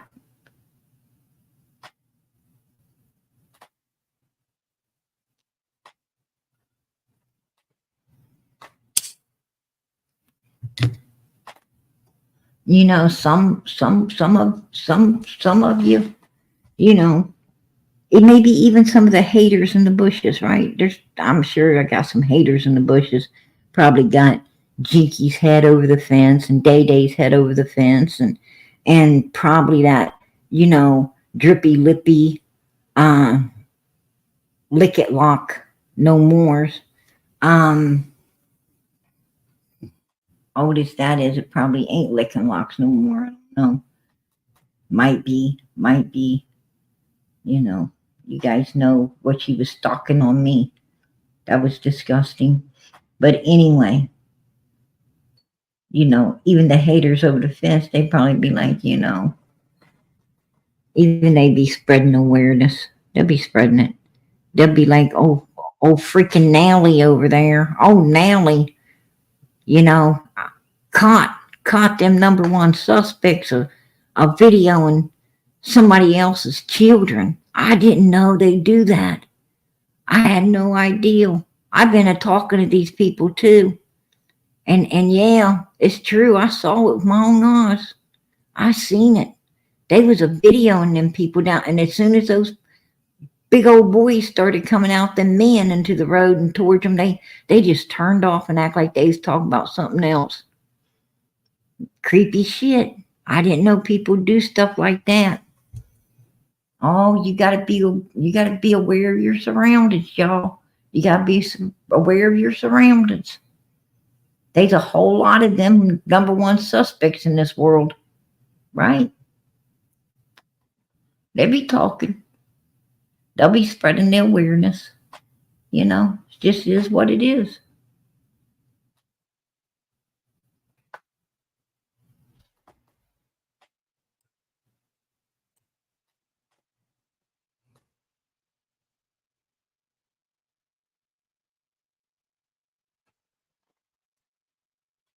Oh, look what we got. Look what we got in the chat. We got Sonia. Is that Domwell's sister? Is that Domwell's sister in the chat? You people leave Don and Candus alone. Don and Candus did not hurt. I'm going to tell you something. Why don't you take the link and come up here and tell us why.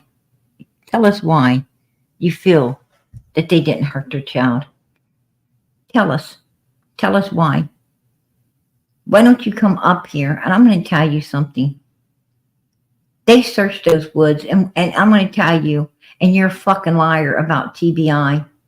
TBI didn't say that she might have wandered off. No, they didn't. No, they didn't. Absolutely not. Pruitt said that they searched all around there and they did deep dive searches after the foliage went down. And he said if she was out there, they would have found her. They would have found her. Pruitt knows they dropped the ball. Ronnie Lawson knows they dropped the ball by not interrogating the fuck out of Don, Candus, and Grandis from day one. They know what they done. They know they lost a whole lot of evidence because they didn't want to believe that these parents were fucking evil enough to do what, in my opinion, they did. And that's destroy their own child. Right? Well, now, why don't you come up here and debate me on this? Why don't you come up here and debate me instead of sitting in my chat talking bullshit? Why don't you do that? You come up here and you freaking tell us why you think they didn't, and I'll tell you why the fuck I think they did. Why don't you do that, Sonia? Why don't you do that? Come on. Come on. Bring that ass up here. Where you at? Oh, you big mouth in the chat, but you don't want to come up on panel. I'll let you up on panel. All you got to do is take that link I put out. Bring that ass up here. Bring it on up here. Because I'm going to tell you something. TBI and the FBI and freaking Hopkins County law enforcement all know the Summers fingerprints weren't on that back door. They were not on the doorknob. Period. They weren't on there. There were no fresh fingerprints of Summer Moon Utah Wells on the inside of that doorknob or the outside. So that told them she didn't ever go out of the basement. The parents are number one freaking suspects. They don't cooperate with the law. Matter of fact, they lawyered up. Ronnie Lawson came out and told us, which we knew that long before he did. And Don Wells, 18 days before Summer come up missing, has her dancing in front of her for-sale burro. They don't take no one but Summer out of their house, passed out, and takes her somewhere. And 18 days later, she's missing. They don't ever explain where they went with her. But 18 days later, she's missing. And the dad confesses that he was telling her how sorry he was and how much he loves her because she was going to be missing. He knew it because he planned it. That's my opinion. I'll keep it. Because on the day she came up missing, the day before, he starts driving a different vehicle. He fires his damn coworker to blame it on. And the very next day, she comes up missing and he blames it on his coworker. And he comes out here trying to blame it on his coworker. And everybody else he could, he threw under a bus to keep the focus off themselves when they were the ones not cooperating with law enforcement. The ones hiding. He hid the whole time they're up there supposedly searching for his daughter. He hides down at Fred Hill's house, and his old lady hides inside her own home, away from law enforcement, instead of being out there helping and doing everything they can to find what, if your child went wandering off, you're going to have your ass out there like Brandy did with Michael Vaughn, with Little Monkey.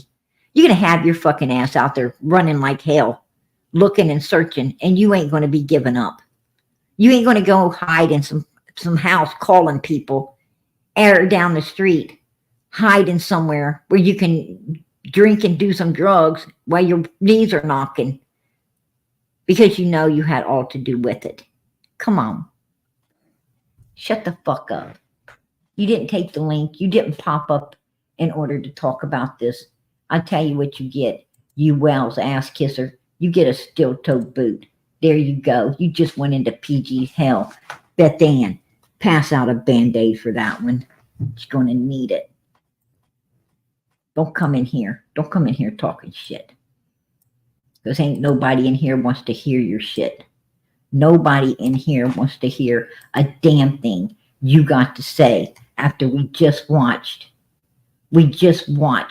these sorry ass son of a bitches that are number one suspects of their own missing child's case stand there and freaking record someone else's children down the road. And when people came out and they felt they was going to get busted, they went running off in a different direction. And you could clearly tell that what they was talking about wasn't what they was going to be talking about at all.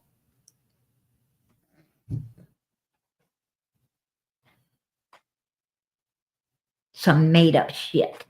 Some made up shit there. Oh, well, let me divert everything over here. Oh, there's, come on, let's go this way. Here comes an officer, right? We've plainly seen it. We've plainly seen it. We know what it looks like. We know what it looks like. I think for the most of us in here, there might be some really, really, really, super law-abiding citizens in this chat. But I'm going to tell you, there's a whole lot of PGs too. There's a whole lot of PGs too, right? Who has a freaking tail light out, and there's Popo, I think I'll turn down this street. Right? I'll turn down this street because I don't want to get pulled over. Already been warned about that tail light and ain't been able to get it fixed yet. So I'll turn down this street and let Popo go on.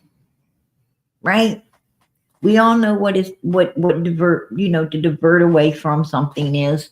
And them motherfuckers were diverting when all those guys and those people came running because they didn't want to get busted doing what they was doing. And they clearly was videoing somebody's children and zooming in on them. Clearly, that's what we saw. That's what we saw. Candus did not anticipate on her fucking shadow telling on her ass, right? She didn't think the camera could see her and what she was doing. She forgot about her big fat fucking shadow that didn't stay in bed that morning, right? Her big fat shadow didn't stay in bed, and neither did Donald's. It went out there with them, and it told on their asses.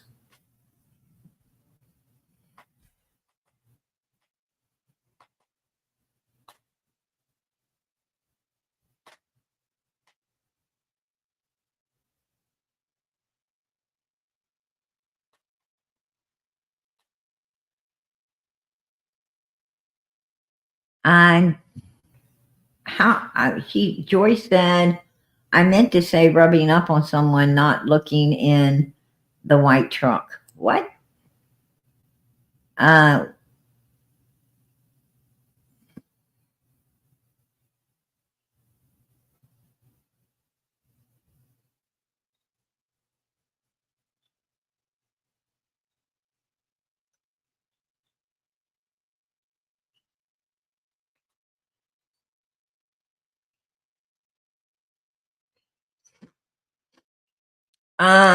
You might be talking about True. You might be talking about True, which is Hunter's sister.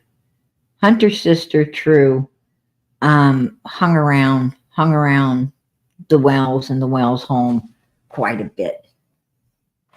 And I think you're talking about when, I don't know if it was the white truck. I think you're talking about when it was not just her, it was her and a girlfriend standing outside of the truck with Summer was in the picture. If I'm not mistaken, that could be what you're talking about. I don't know. There's so many videos and pictures out there. But I think you're talking about True. She was very, very close to Summer, which, personally myself, I didn't care for seeing what I know about her. I don't care for that.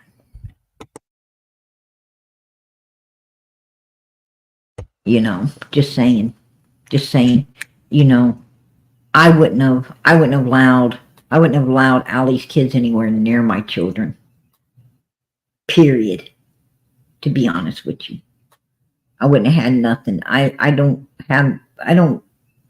associate with people, like Allie's family. I just don't. They're too evil for me, right? They're too evil for me. I don't like people, I don't like thugs. I don't like problem makers, and that they seem to be problem makers, if you ask me.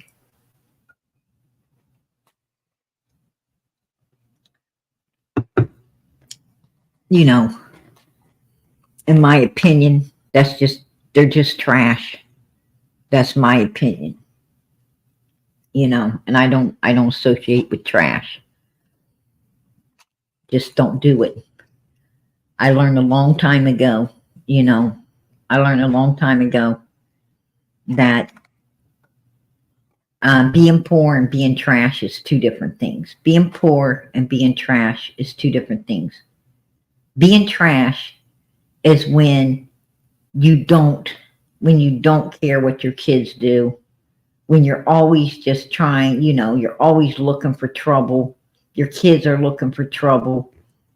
You're not a real friend to nobody. You're just all out for self gain.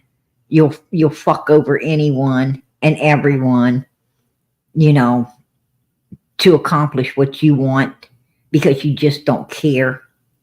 I don't mess with people like that. I don't want people like that in my life. That's trash. That's trash right there. These people don't have your back and they're just fucking users.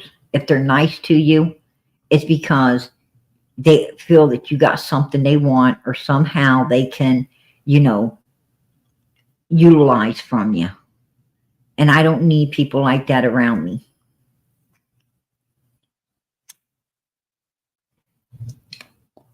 Poor is different.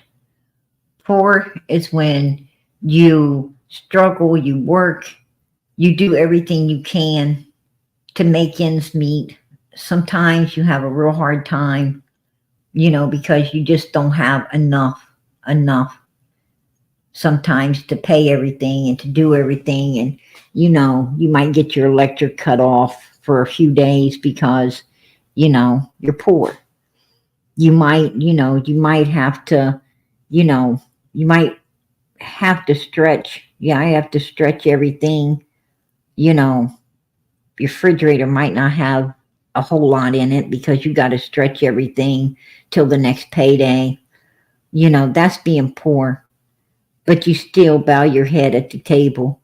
You still thank God for what you do have. You still keep hope and you still keep kindness, love, and caring.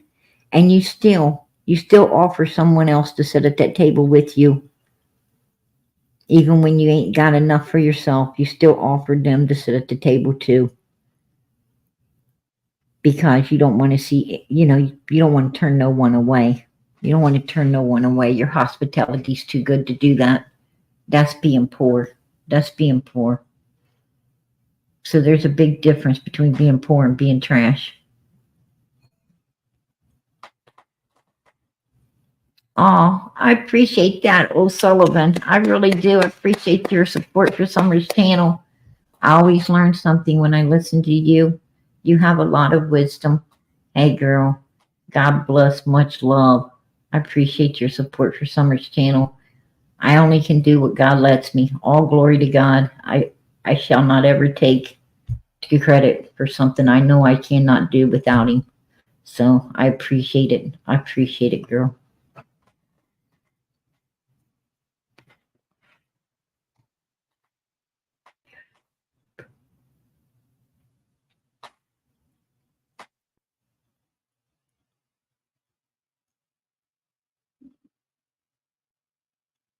Right, right. I'm going to tell you, a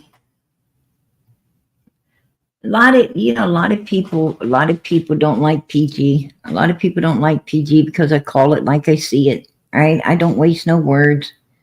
I call it like I see it. And a lot of people, a lot of people have a problem with that. And I'm sorry. I'm sorry they do, but I have to tell the truth. I have to tell what I see. Right? I got to call out what I think and what I feel and how I see it because, the truth's the only thing's going to find Summer. It's the only thing's going to bring Summer home is facing the truth. Um, people are evil.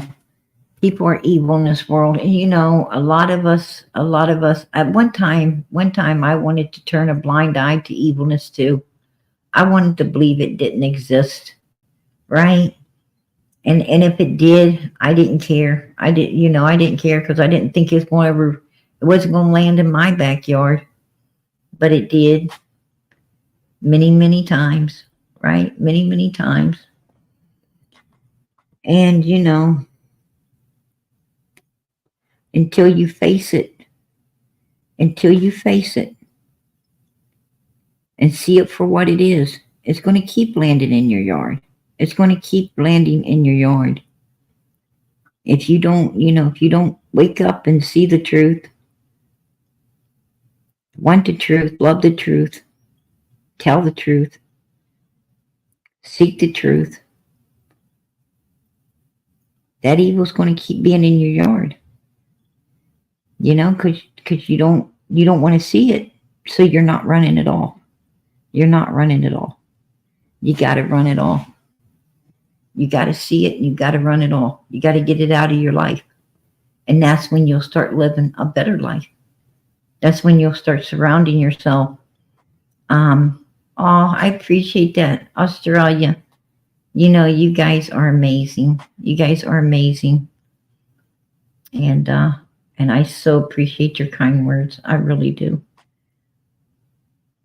But we got to face the truth, you guys. We really do. You'll have a beautiful life. A beautiful life, I promise you. You will have such a beautiful life and a more peaceful life if you just run the evil way and keep the people who truly love you, the ones that want to be in your life.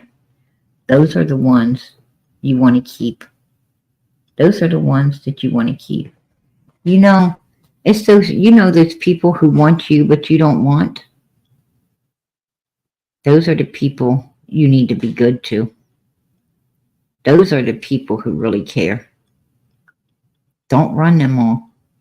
Don't run, because the ones you're running off are the ones you need to keep. And the ones you're chasing and you're not running off, those son of a bitches ain't worth 2 cents. You should have let that go a long time ago. And people find out too late. They find out too late in life. I thank God I didn't. I thank God I didn't. I thank God that, I've had a lot of peace in my life. That, I got the hell out. I got the hell out of that evil cesspool a long time ago. All good came out of my bad.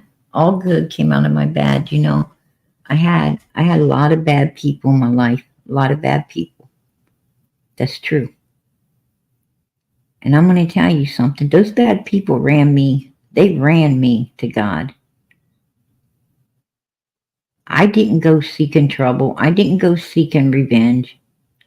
I went seeking the Lord. And you know what? The Lord opened my eyes.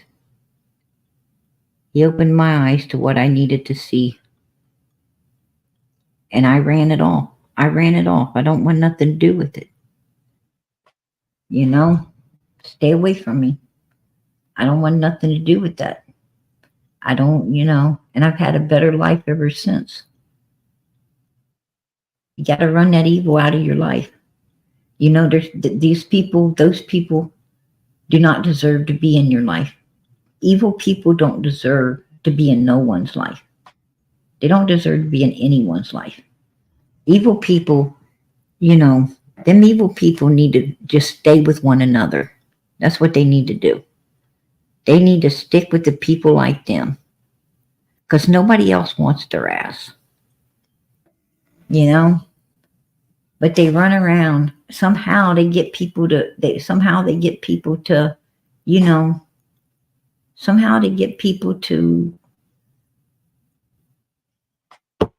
I don't know, to chase them, like people want what they can't, what they can't have, or, they want the more you don't pay attention to them, the more they want to chase after you. No,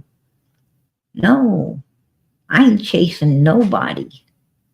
I ain't chasing a damn thing. I've got too much, I'm too blessed to be stressed.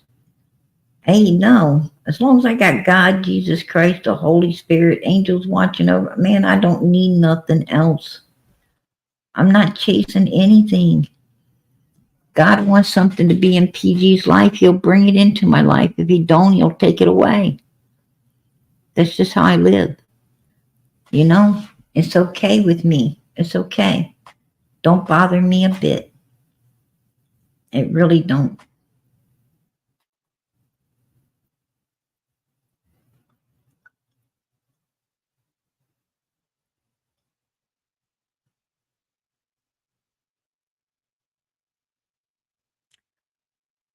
Australia, exactly. God got me through the loss. My life, my mommy. Absolutely. I'm going to tell you, God gets you. You know, if He brings you to it, He'll pull you through it. You know, um, when you love God and you stick with God and God loves you, you know, I'm going to tell you, people just come out of nowhere to help you, right? They come out of nowhere to help you. Um, it's a beautiful thing. It's a beautiful thing. You know, people say, how can you believe in something you can't see? I see God every day.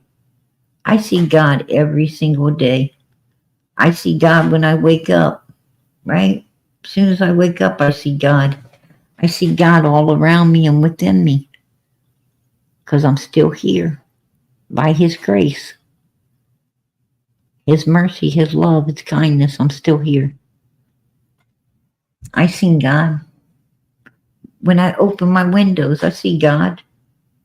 I hear God. I hear God when the birds are singing. I hear God when the bullfrogs are chirping. I hear God when children are laughing, people are talking, somebody's singing. I hear God all the time.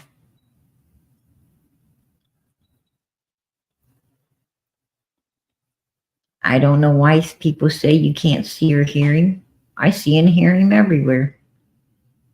But then again, I'm looking for Him, right? I'm looking for Him. I want to hear Him. I want to see Him. When I look up at the sky, I see the floorments of heaven. He said, I put the stars in the floorments of heaven. I put the moon for, the lesser light in the floorments of heaven. And the sun as the greater one. So when I look up, I'm looking at the floorments of heaven.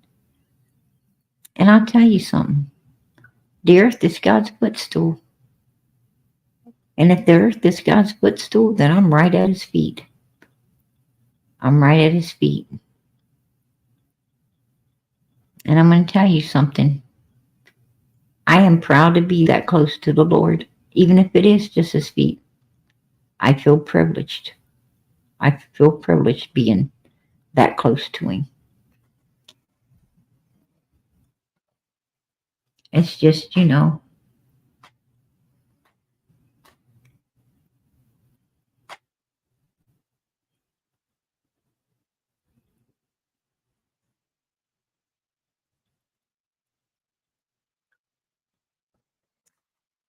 wow, Australia.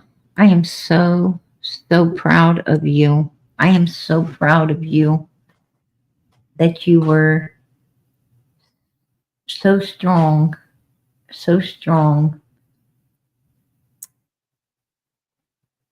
and wise enough to understand that it was God that pulled you through everything.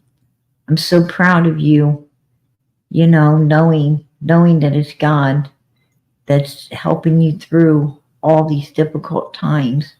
A lot of people, you know, don't hold on to God like that.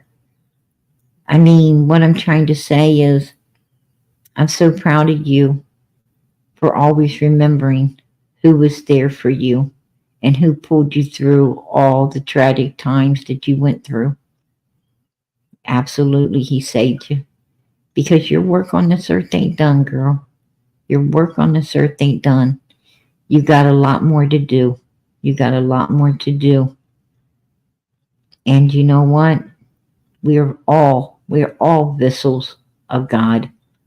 And God, when our work ain't done, He's going to pull us through so we can keep working. just keep a working. And I'm so proud of you because, you know, a lot of people don't understand that, but you do. You do. And that's a blessing. That's a blessing from God within itself.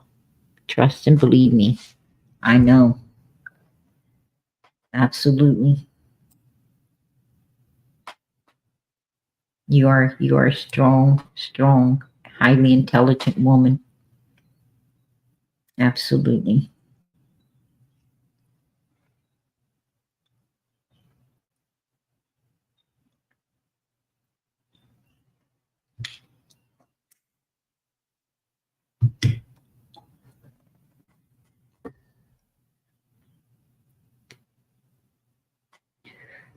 You know, that's what I try to talk about out here, you know.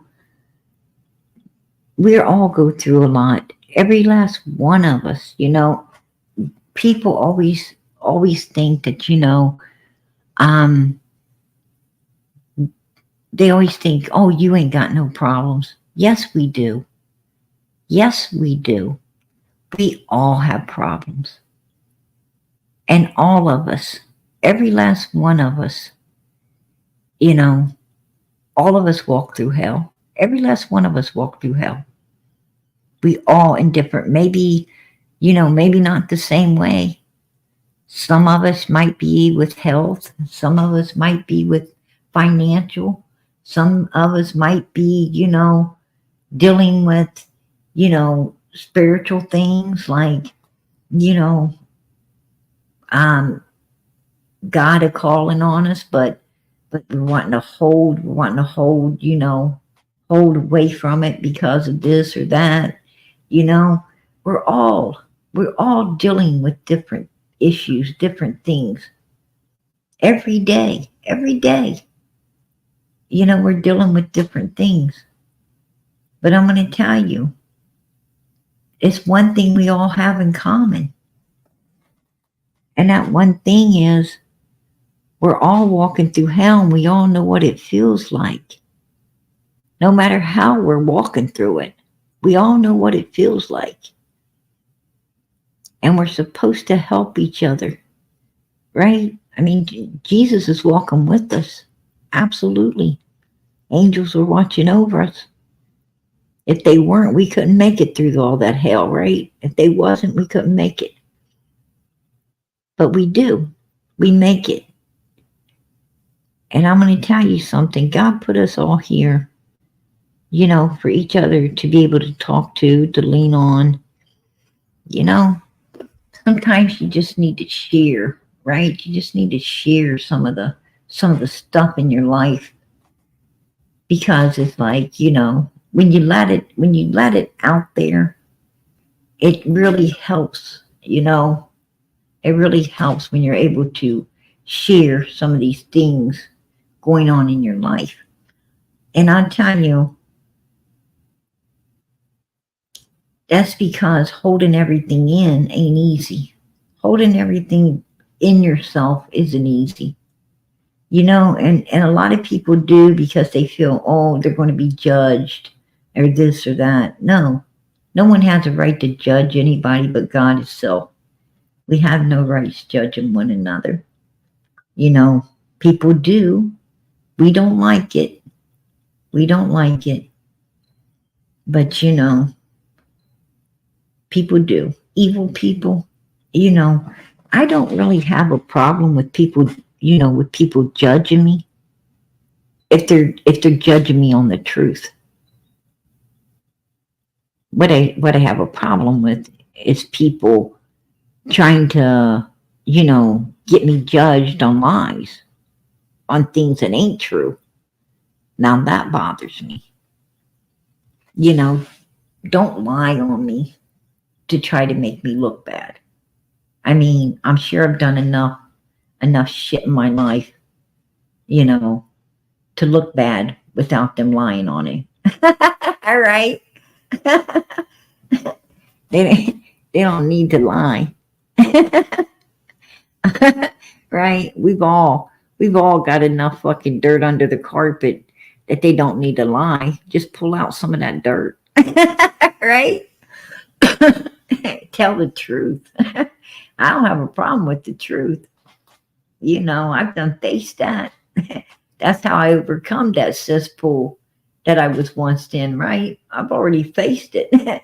God can forgive me. You know, I can forgive myself. You know,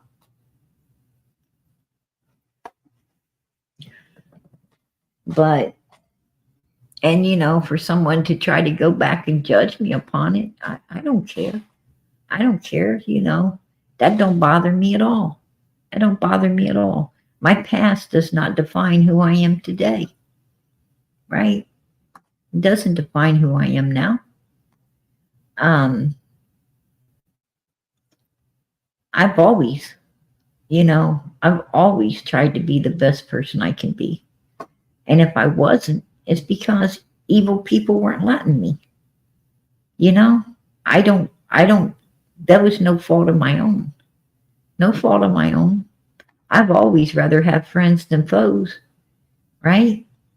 It's just in this world, it's hard finding a true friend, right? Most people have some kind of motive. They have some kind of motive. They're the first ones to, you know, don't turn your back. Just don't turn your back. I'm going to tell you, I learned a long time ago how to tell true friends from foes. And I'll tell you the quickest way to tell a true friend. A true friend, you know, if you watch, it's, you know, maybe before, you know, all of this, it was a little harder. It was a little harder, you know, to figure out who a true friend is and who wasn't. But usually God lets you know. Because people come around, talk, right?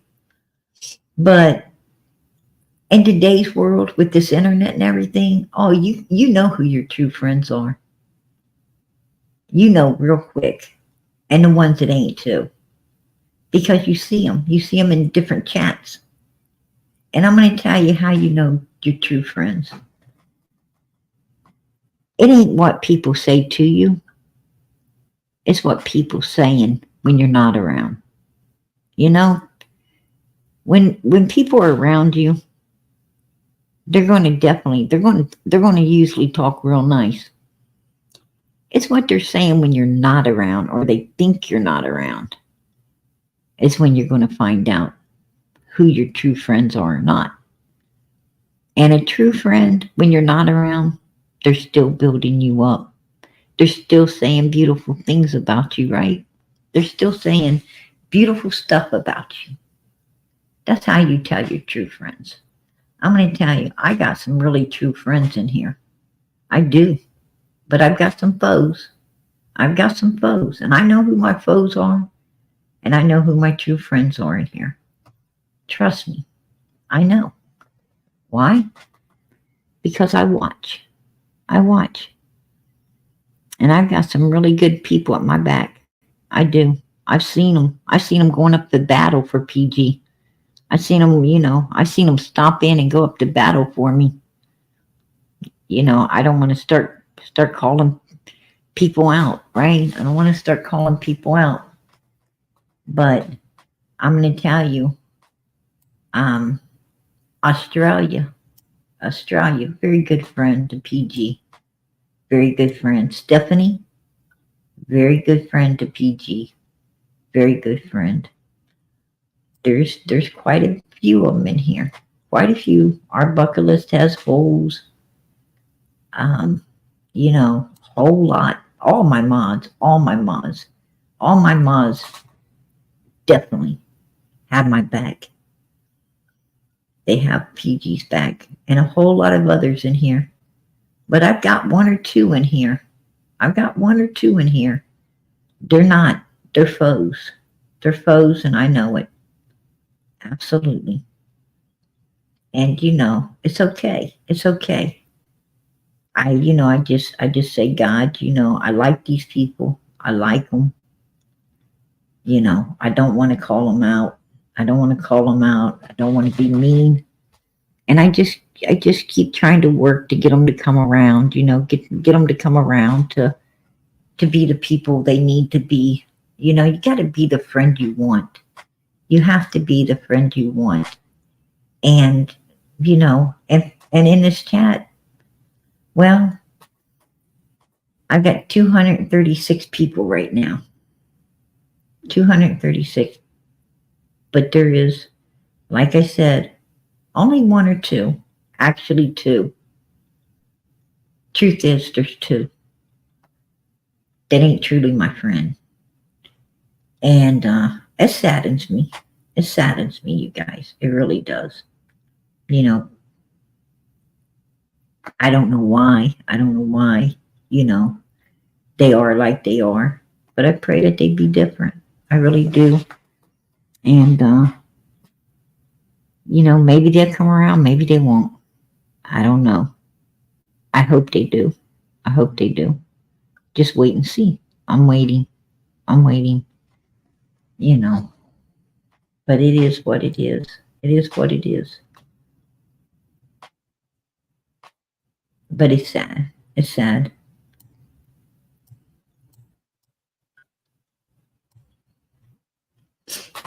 And, you know, for the most part, I think, you know, for the most part, I'd say probably 99% of people in here know who those two are. You know, but you gotta watch. You gotta watch for those wolves in sheep clothing, right? You gotta watch it, you guys.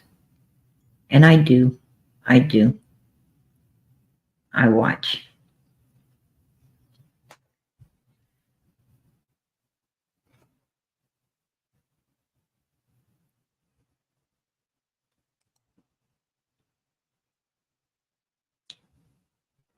That's true. Ruby Rainmaker, you sure are. You sure are, sweetheart. Absolutely. And Miss Justice, absolutely. I'm going to tell you guys don't know, but I do see you guys going up to battle here and there. You're not mean or anything, you know. I see you guys saying, hey, you're lying on PG, show receipts. You know, you're not being mean or nothing. You're just, you know, you guys took time to know me. You took time to know me, and I appreciate it. I appreciate it. And, you know, and it means a lot to me. It means a lot to PG when people take time to get to know me, because a lot of people don't do that. But you guys, you know, most all of you have. And I seen you, you know, I see you guys go up to bat, and you're nice. You do it in a nice way, And I'm going to tell you, I thank God for you. I say, Lord, that's a good person there. That's a really good person. You know, they're doing it in a nice way. And that's how I know my friends. You know, when I'm not around, I mean, you guys probably don't even expect me to be seeing it, but I do. God puts me there. I don't know why, but he puts me there. He lets me know. He lets me know who has my back. And I'm grateful. You know, absolutely. I have some good people, very good people. And that means a lot. That means a lot to a person. You don't know how much it means to somebody to have good people at their back. You know, it's worth more than fine gold. Trust me. I know what's the most valuable in this world and what isn't. I definitely know. And in this world, baby, it is not about what you got. It is about who you got. That's what it's about. And I thank God that, you know, he put PG out here. I really do. I thank him for making this channel for Summer, letting me have an opportunity to see so many beautiful people in the world, you know.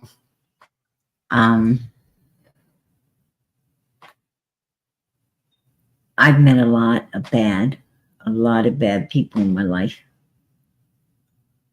A lot more bad than I ever did meet good. I mean, I'm not saying I ain't got good people in my life, because I do, you know, outside of the YouTube world. I have some really good people in my life, you know, not like a lot, but I have a few. What I'm saying is, you know, I have a cookout. If I have a cookout, I've got quite a few. I got a lot of people showing up. But you know, not as many as when I was in the cesspool. When I was in the cesspool, you know, like, I have cookouts. I have a cookout now, and you know, I got quite a few people. But when I used to have a cookout, you know, in the cesspool days, I'd have a cookout, a party. I'd have a big party. I'd have 5 times more people than, you know, than I do at the cookout now. I'd have 5 times. I mean, there was no standing room.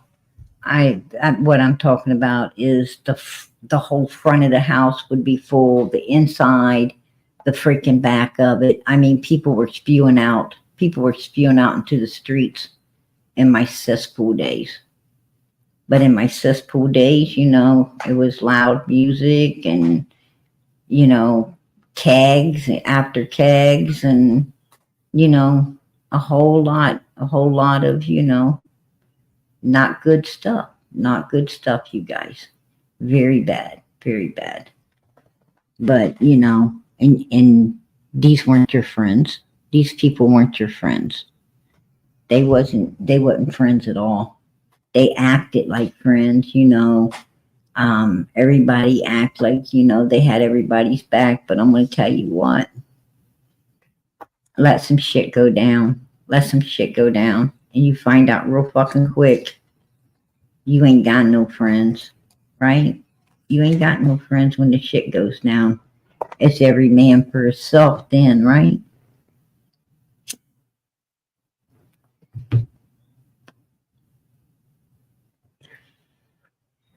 Do I like egg drop soup? You know, I haven't ever ate egg drop soup. I don't know if I'd like it or not. I haven't ever had it. I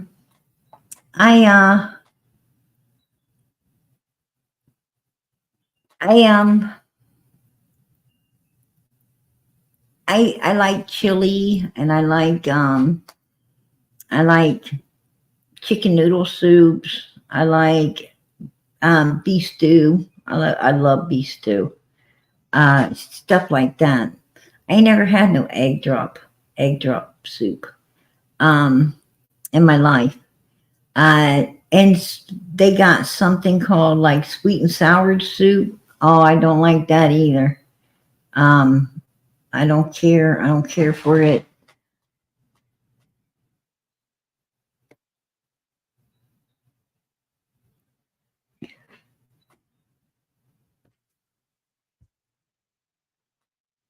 I think egg drop soup, ain't that like Oriental? Isn't that like an Oriental soup?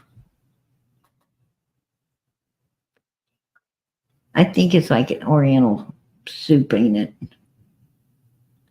It's like in the realm of Oriental cooking.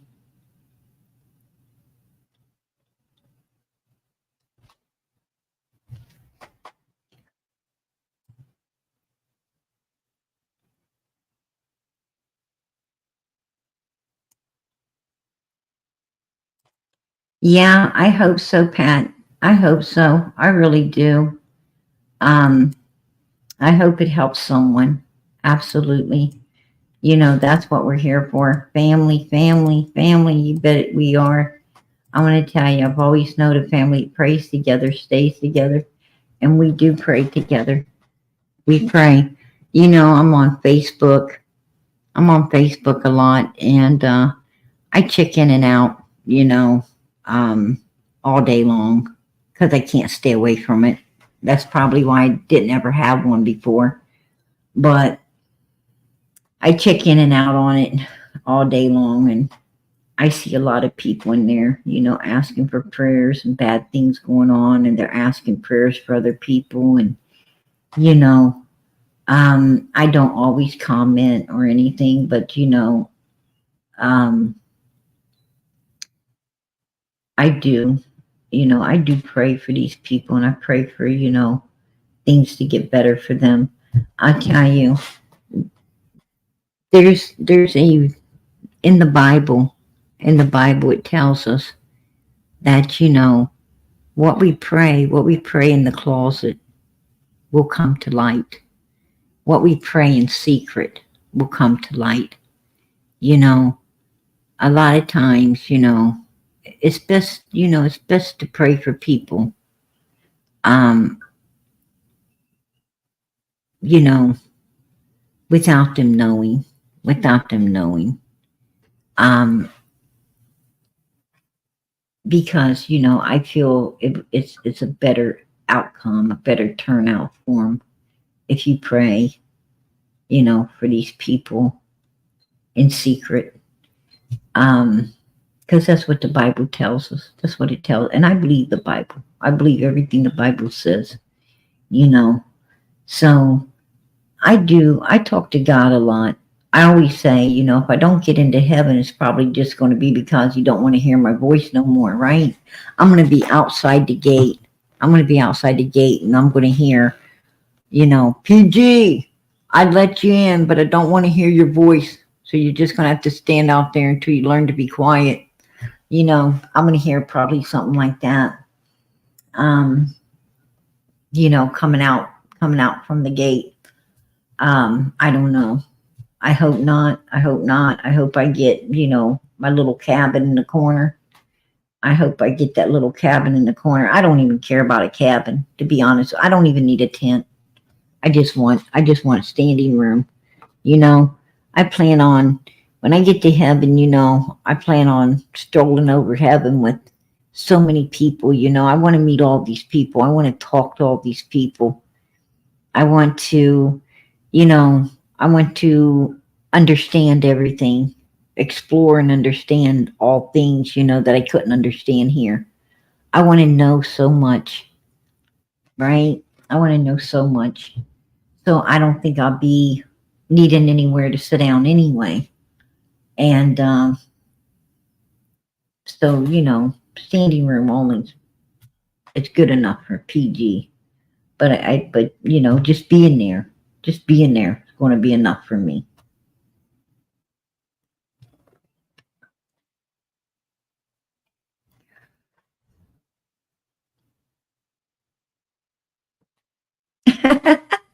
I changed my channel. Yeah, you know, that's really you know, I find that the main thing any human really wants is someone they can truly trust. I think that people really just want someone they can trust, someone that truly cares about them, loves them, and they can trust to be kind, caring, sharing. You know, people just want someone that, you know, that loves them and they can relate with and relate to. You know, that's really what people want. They just want to be cared about, truly cared about. Not no fake shit, but truly, truly cared about. That's all anybody wants in this life, you know? And even haters, even haters really want to be cared about. And you know, a lot of times that's where it all went wrong. That's where it all went wrong. You know, they got hurt so bad, so much, in so many different ways that, you know, they feel they just, you know, they felt that, being good wasn't the way to go. So they turned evil, right? So they just go the evil path. They feel more, they rather have all of them fake friends than no friends at all for a while, until they build a new alignment of friends who truly care, you know. And that's the problem, I think that's the problem with evil people. I think that's how they become evil.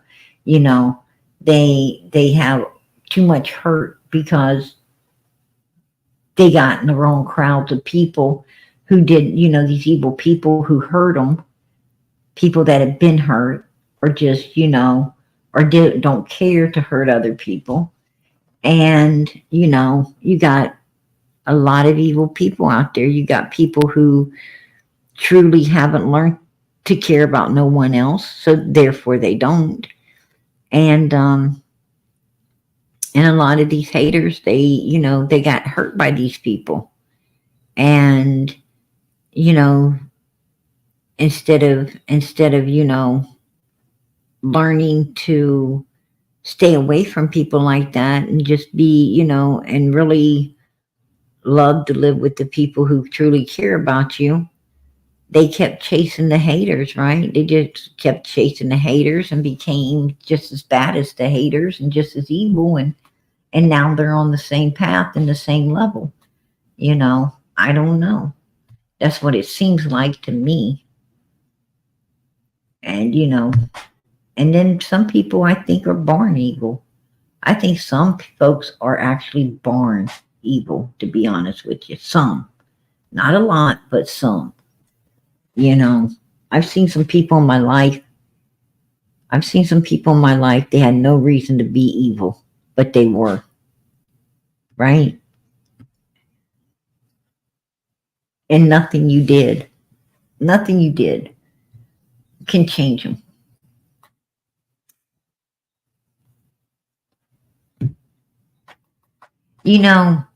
I could tell you something. I tell you a true story. A true story. This is not a lie. This is not a lie at all. I had went to see someone. They were passing away. I seen it with my own eyes. And other witnesses. There was other witnesses. Saw this. They saw the same thing. They saw what I saw. But there was more than myself in the room. More than myself in the room. And I went to see this person. They were passing away. So I go there to see them, right? And I'm talking with them. And they're not a good person. They're not a good person. Like, they could have been. Like, they had two sides. One side was really, really kind and caring. But they had another side that was just pure fucking evil. I'm not going to lie about it. They had a side that was really evil. And that evil side seemed to be sticking out a lot. Like, a lot. But it came time. And this person was passing away. And I went to see them. And while I was there,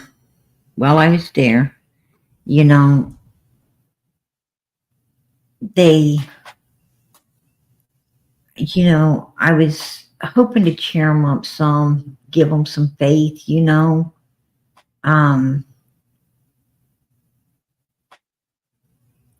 something to make them feel a little better. And I walk around, by the bed to talk with them. And I'm going to be honest with you, man, something came up out of them. I don't know what it was, but there was something trying to flee them. I watched it come completely up. I mean, out of their face. It came, it's in this mother, this, whatever this thing was, it set straight up out of them. It was coming out. Man, I'm going to tell you what, I went to praying. I did. I'm not going to lie. I went straight to God on that. I was like, whoa. And I'm going to tell you something. It went back down into them, and I got the hell out of there. I got the hell out of there. I'm not going to lie. I was like gone, and I did not be going back. That was freaking scary as hell, dude. I do not, I'm going to tell you something. See, when you're an evil person, and you die, well, that freaking demon or evil spirit, whatever the hell's in you, it's going to flee your ass. You didn't get it out when, you didn't get it out when you had a chance, right? You didn't turn to God to get that ran away from you, to get it gone. You didn't go get baptized. You didn't get the Holy Spirit to come in and run them all. Well, I'm going to tell you, when it came time for this person, this thing tried to flee it.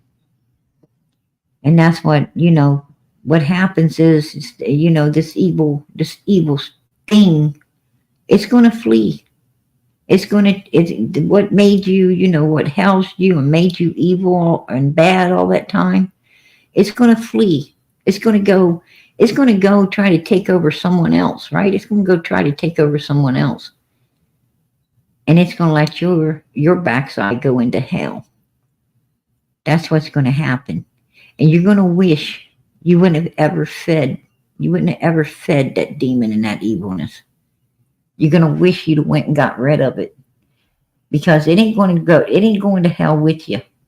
It's going to flee you when death comes to get you. And I seen it firsthand. I saw it firsthand. I couldn't believe what I was saying, seeing. I couldn't believe it. I could not believe what I was standing there witnessing. And I'll tell you what, someone else in the room mentions it, right? They're like, something came up out of them and went back down. I was like, I saw the same thing, right? I was like, thank goodness I wasn't the only one, because I might think I was losing it, right? I'd be like, I ate too many brownies today, but yeah, that's straight up, that was scary stuff, man. And, that just pushes me to be a better person in this world. That just pushes me, to try to keep that evilness out of myself, I rebuke it in the name of Jesus Christ, right? Father, Son, the Holy Spirit, get going.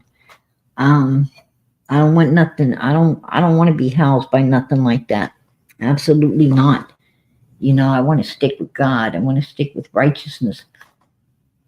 When it comes my time to go, the only thing I want coming up out of me is me leaving the world with Jesus Christ. I don't want nothing like that try to flee before I go, right? That's scary. That's scary stuff. But yeah, that's a true story, you guys. It is absolutely true. As bad as it sounds. That's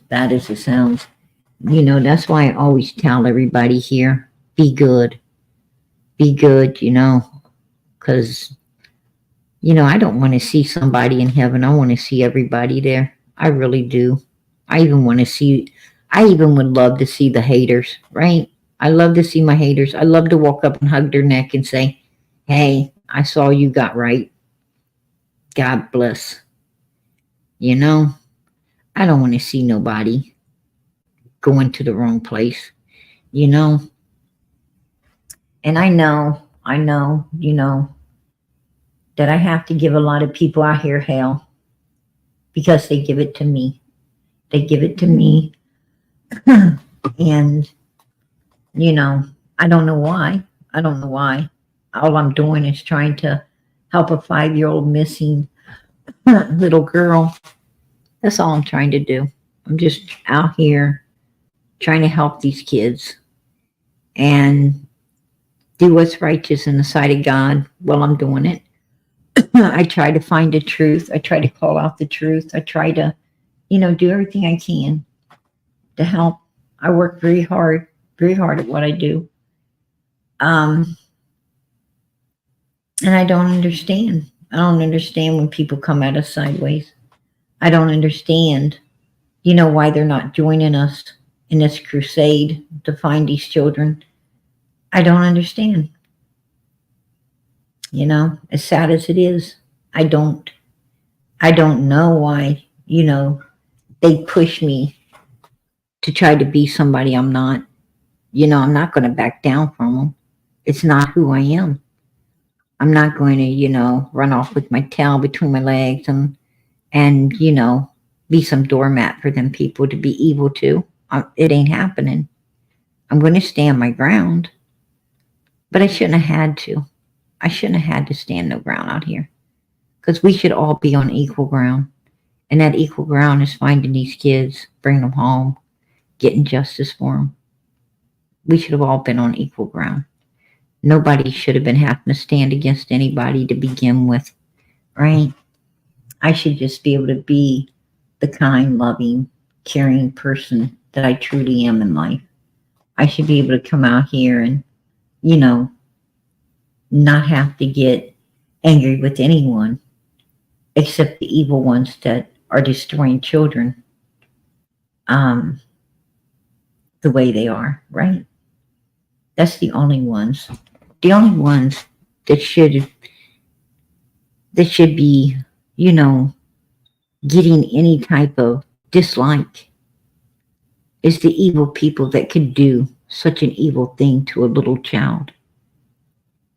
Those are the only ones,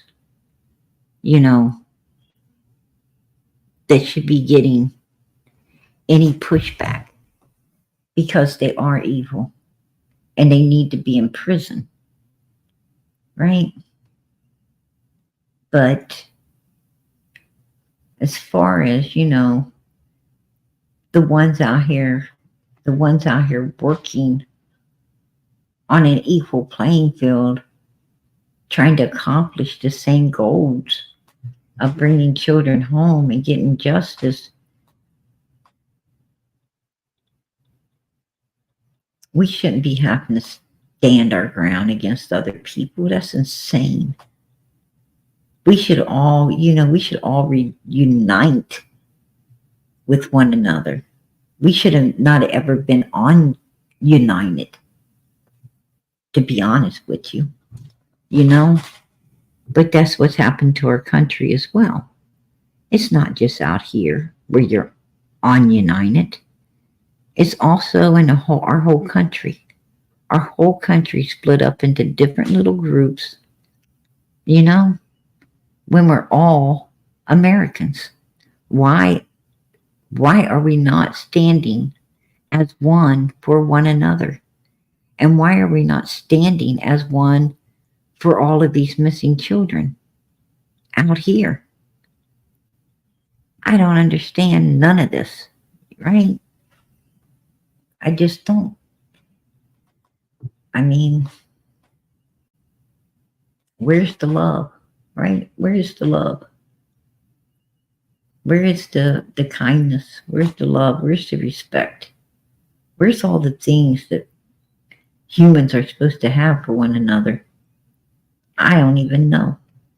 I don't know. It's split up in a bunch of little different groups, right? And that's definitely the way Satan wants it. That's the way Satan wants it. Satan wants it all cut up into different little groups so that he can have all those different little groups hating on one another. And everybody hating on one another is going to end up in hell together, And I don't like playing those games. I don't want to play those games. I ain't here to play those games. I'm here to do all I can to help these missing kids and any other child that could be in danger of coming up missing. I'm out here trying to do what's righteous, not only in the sight of God, but in the sight of everyone else. And all I get is a lot of pushback and hate by people who want to support pure evilness. And that's a shame. That's a shame, you know. That drippy lip, right, that came at me. You know, she came at me with a lie. There was no truth to anything she was saying. That was lies. She had no reason to hate me. She used to be in our chat. She used to be over here in our chat, right? But when I called out Fred Hill, right, about Candus possibly being there that day, and, you know, and some of the stuff about Fred and Laura, and when I called out that, you know, I didn't think it was right that Ziggy went down there getting involved with a suspect in a missing child's case that she's covering and acting like she cares about, you know, I start getting a bunch of hate from these evil people who support evilness. And that's the same way it is, you know, with Day Day and her sister, right? With Day Day and her sister, which, you know, first they hated me in order to build their channel, right? To get the recognition from PG so they could build their channel. And you know, and Day Day did. She did. And so did her sister. And then, you know, they made up with the Wells, right? They made up with the Wells and, you know, started coming sideways at PG to try to please and appease Candus and Donald, as a lot of other people did. And, you know, and the same way with White Boy. White Boy, you know, he wants to please and appease Don and Candus Wells instead of truly be for this missing little girl, the victim in all of this. And he wants to come at people who truly work for the victim instead of joining us in helping the victim. He wants to, you know, come at us sideways and be rude and cruel and mean and ugly. And, you know, that's just, you know, it's just the way it is, you know. And I don't even know what Weird Al's problem is, right? I don't know what the problem with Weird Al is, laying over there in her bed, never seeming to get up. But I don't even know what her problem is. Straight up, I don't. I mean, she don't even know what she's talking about when it comes to the cases, and she has no idea. She lives in some kind of fantasy world. I don't even, you know, if you say up, she says down. I think she just feels like she's got to hate somebody. You know, she just feels like it. That's really weird, right? That's just really weird. But yeah, I mean, you got White Boy. There he is. You know, right there. That's what it is. I love Donnie. I want to kissy his lips, right? Look, that's what I'm talking about. That's what I'm talking about, you guys. He keeps a picture of Don Wells by his bed, right? Instead of his wife, he's got Don on his side table, you know, smooching up the picture of him. I don't know what to say. I don't know what to say about it, you know, at all. And, you know, and then you got, you know, you guys heard of Big Brother, right? You've heard of Big Brother. Here you got a big mother, right? A big mother peeking through cameras and everything, making sure that Candus ain't fucking up and getting everybody put in prison. Remember that?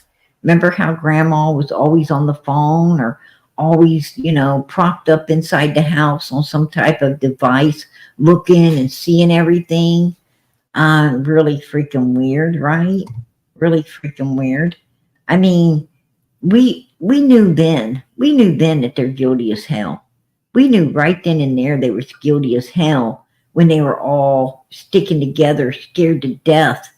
That one was going to say something that's going to get them all locked up, right? I mean, that's disgusting. This is the stuff we have to put up with out here. It's not easy. It's not easy, you guys. It's not easy to, stay on that righteous path when you got all, I have backslided. I've had to backslide off the righteous path a couple times. I know I did. I backslided a couple times off of there.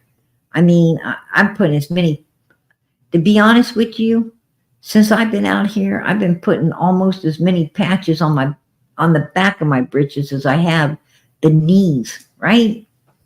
I mean, I'm gonna tell you, PG's this out here be making me backslide, right? That's what they call it. Is when you're not sticking to the righteous path. But I have to, every so often, I have to get off and the righteous path and, stand my ground against these evil beings and I have to ask myself sometimes, what am I doing? What am I doing?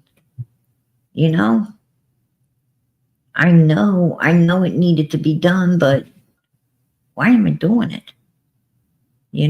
Why am I doing this? I don't know. But it's the truth. It's the truth.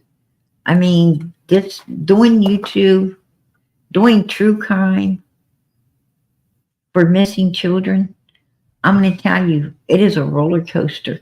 It is a roller coaster on your spiritual being. It is a real roller coaster.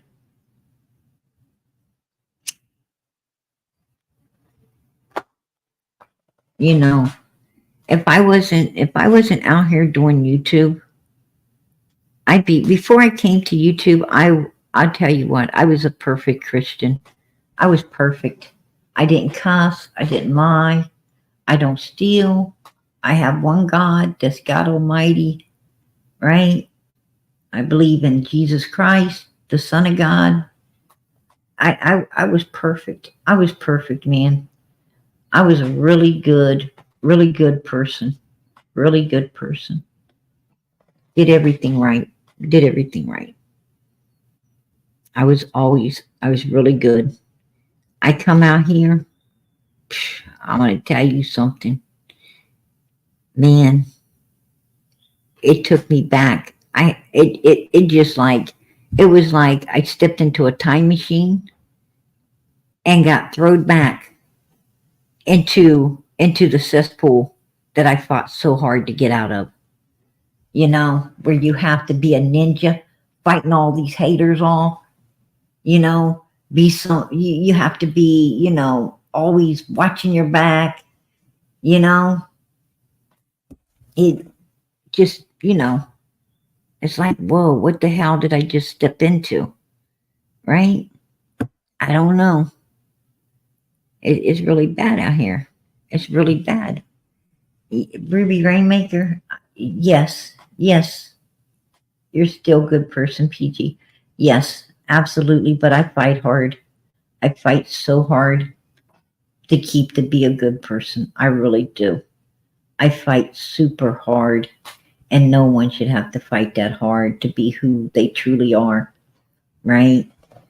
I'm going to tell you, you think you can come into a place like this and change the people, but you find that they're really changing you. And that's what I don't like. That's what I don't like. That's the bad thing. When you come, the haters seem to be changing you.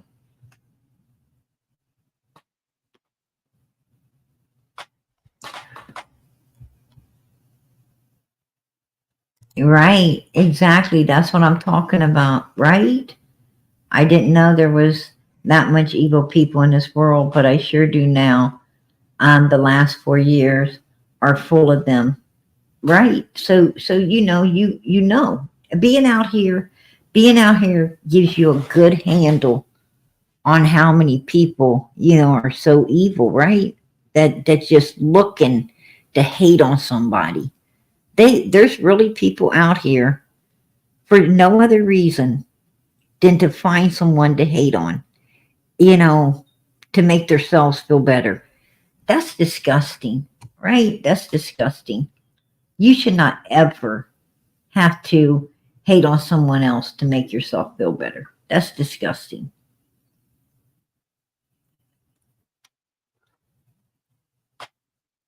Exactly. Exactly. Our bucket list has holes. That is the truth. That is the truth. And um it shouldn't be like that. It shouldn't be like that. This community needs to change. It really does. The true crime community really needs to change. It needs to it's this is not a competition. It's not, nobody's competing here. This is a place that we all should be on an equal playing ground. As far as what I'm saying is we're all here for the same exact reasons. There should be no hatred. We all should be working together to get the answers for these missing kids. When you have so many different channels could be bringing in so many different um, parts of the puzzle to solve these cases.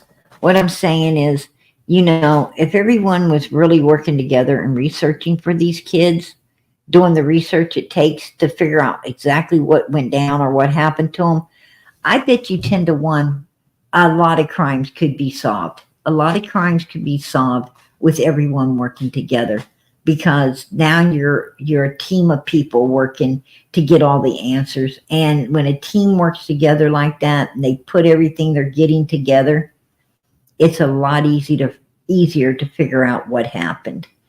And there's some really intelligent people out here. There's some very intelligent people out here who, know how to access a lot of information that really can help these missing kids. There's a lot of people, in the surrounding areas out here where these kids come up missing, that can actually talk to people and get more insight, more information that they can bring to the tables. And these people are in all kinds of different chats.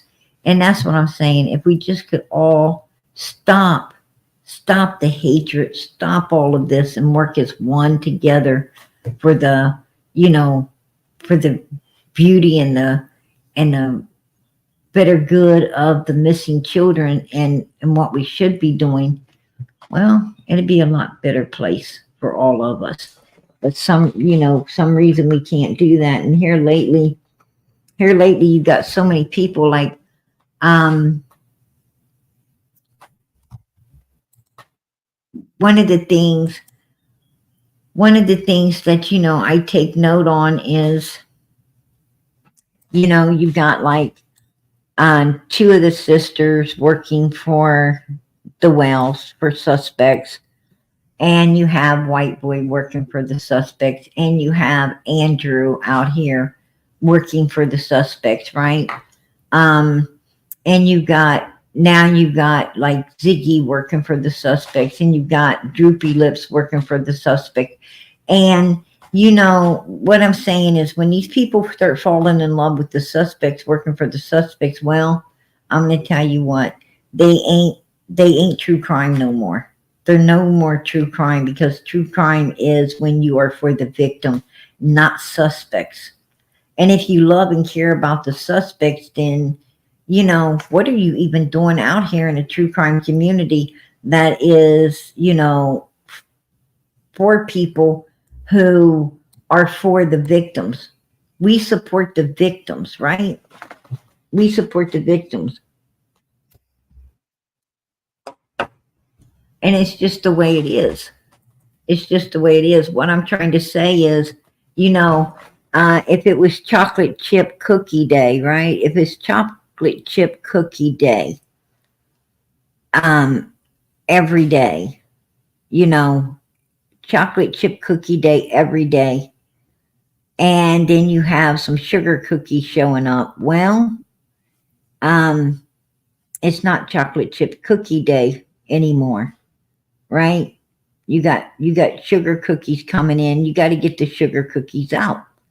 What I'm trying to say is, you know, the the victims and the missing children are the chocolate chip cookie day. That's what everybody's there for. They don't want sugar cookies. They want chocolate chip cookies. They didn't show up for no sugar cookies. And you know, and if you're not there for what everybody's wanting, you know, then you need to go. You need to go. Right? You gotta go. That's just, you know, what it is. And what I'm saying is, you know, if you're a suspect lover, what are you doing? What are you doing? You can't come out here and tell us you're for Summer Moon Utah Wells, that you're for the victim in all of this. If you're, you know, aiding and abetting and harvesting, you know, the suspects. You can't do that. You can't do that. You just can't, you know, you can't come out here and do all of this. But it's just the way it is. And you get too much hate. Then you got what you got if you got a bunch, because it's not just these creators, you know, it's not just White Boy who's for the Wells, or Day Day and her sisters for the Wells, or, you know, Ziggy for the Fred. What you don't understand is these people's got a bunch of people in their chat, and these people in the chat, you know, they want to be a herd of cattle. They want to be a herd of cattle, and they want to please and appease the people doing wrong, the people who are not for these missing children. They want to stick around, and, you know, so now you got not just this person that ain't for the victims. Now you got a whole chat full of people that are no longer for the victim as well. You know, make that make sense.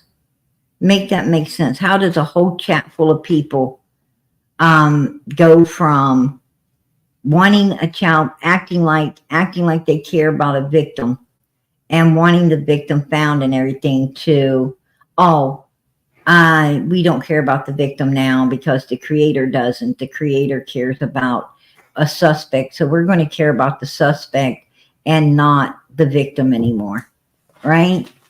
Tell me how that works, because I don't know, and it makes me wonder. It makes me wonder, you know, is this really a world for missing children? Is this really a place where, you know, is this really a place where missing children are really, truly supported? I don't know. It makes me wonder.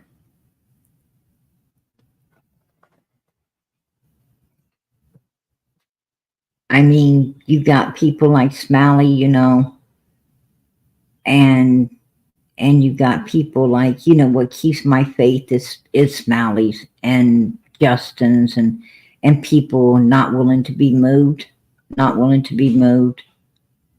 in any direction.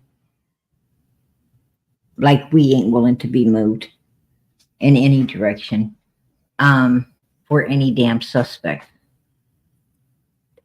They make me keep the faith I've got where the true crime community is concerned. Even Ernie, as bad as I know a lot of people don't like Ernie, but I do, and I have respect for him because he went, you know, I've seen people try to turn him, you know, get him to like the victims, or to like the suspects. Like what happened was he showed up on the day, And Day tried to get him to like Candus, tried to get him to like Don Wells, tried to get him to like these people. And he said, hell no. I'm here for the victim. I'm here for Summer Moon Utah Wells. I'm not here for people who I truly believe done something to their child, right? He shut her down. He's like, I don't know how you're sitting over here, you know, being for these suspects instead of the victim. He shut him down. He shut him down. He was truly 100% for the victims, and he wasn't going to be moved. And I'm going to tell you something. He got all my respect when he did that. Every bit of my respect went out to Ernie when he done that. And I'm going to tell you, those are the people we need out here. Those are the people we truly need out here helping to get the answers, to bring these children home, to get justice for these children and closure for all of us and their families who truly love and care about them. That's what I'm talking about. Summer's brothers, that's her family. To me, it's her 3 brothers. And they need closure. Those little boys need closure. And that's what we're fighting for. We're fighting for Summer to be found and brought home. But we're also fighting for her brothers to get closure and being able to live a normal life to the future, which they can't do now. They can't do now. And that's what we're doing out here. But I wish there was a whole lot more PGs, a whole lot more Ernies, a whole lot more Justins and Smallies. You know, I really do. And I can't remember her name. I know some reason, you know, but there's a few other creators that, you know, seem to be for the children too. And, you know, some daytime creators who seem to be for these missing kids as well. You know, I don't know. I don't know all the creators unless they come at us sideways, you know.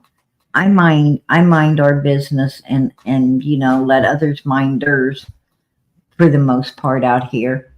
But I do watch quite a few missing, you know, true crime creators. And there's quite a few that's for the kids.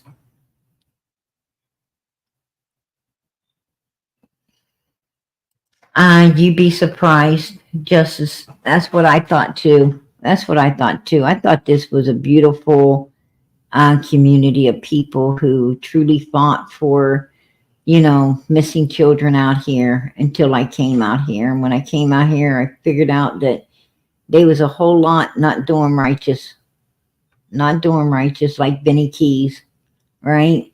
Benny Keys. I found out real fast that there's a whole lot of them that didn't care about the kids at all. It wasn't the kids that they was caring about. And that was really sad. It was disheartening and it was sad to find out that, you know, that you wasn't in a world that you thought you were going to be in. So, listen, you guys, I got to head out of here. I have to head out. I'm going to play Summer's song. I can already see the hearts going up for her tonight. As we go out of here, please put the hearts up for all of these missing children. Michael Vaughn, still missing. Let us pray for him. He's been on my mind lately. I don't know why, but Michael Vaughn's been on my mind lately, and I think I'm going to have a live. I think I'm going to have a live on him because he really needs to be out here. His picture needs to be out here. The suspects need to be out here in his case as well.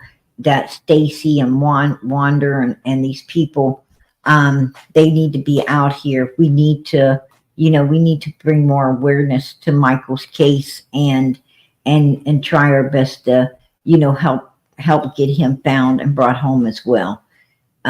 So please send prayers up for that little boy also to be found. And also we have little Sebastian Rogers still missing, you know, the same scenario there. And but he's being covered. He's being covered, you guys, out here. He's being covered a lot. You know, but Michael's kind of fallen out of the limelight of everything, and that's not right. So we need to bring him back into it. He needs to be found, and Summer needs to be found.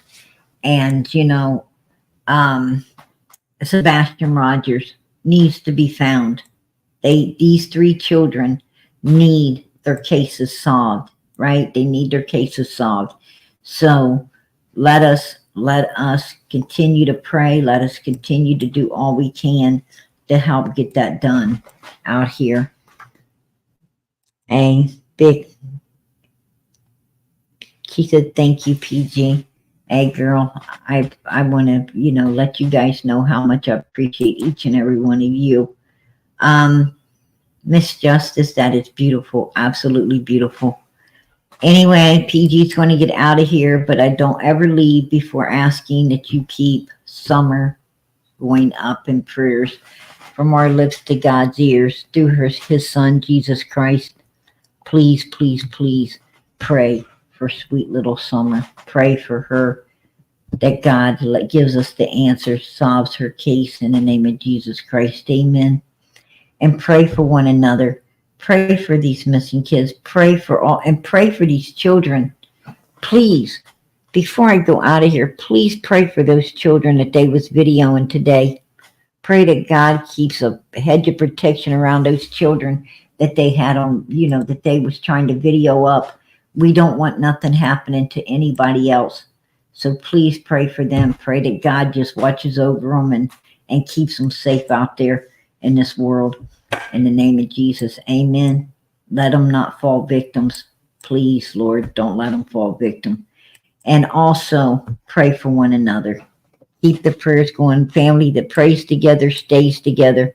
So keep those prayers going up for one another. I'm going to tell you something. Everybody in this chat tonight, there's 900 or 191 people in here tonight, right now. And I'm going to tell you something. Over the next few days, you're going to have blessings. And you're going to say, PG told me I was going to be having some blessings. Yes, you are. Yes, you are. And I'm going to tell you why. Because you're sticking it out to the end. You're sticking it out to the end, and God knows that. God knows that. And I'm going to tell you, when God knows that you're doing what's righteous for these kids, he's going to be blessing you up. So just look forward to him. I'm going to say good night. God bless and much love, everybody.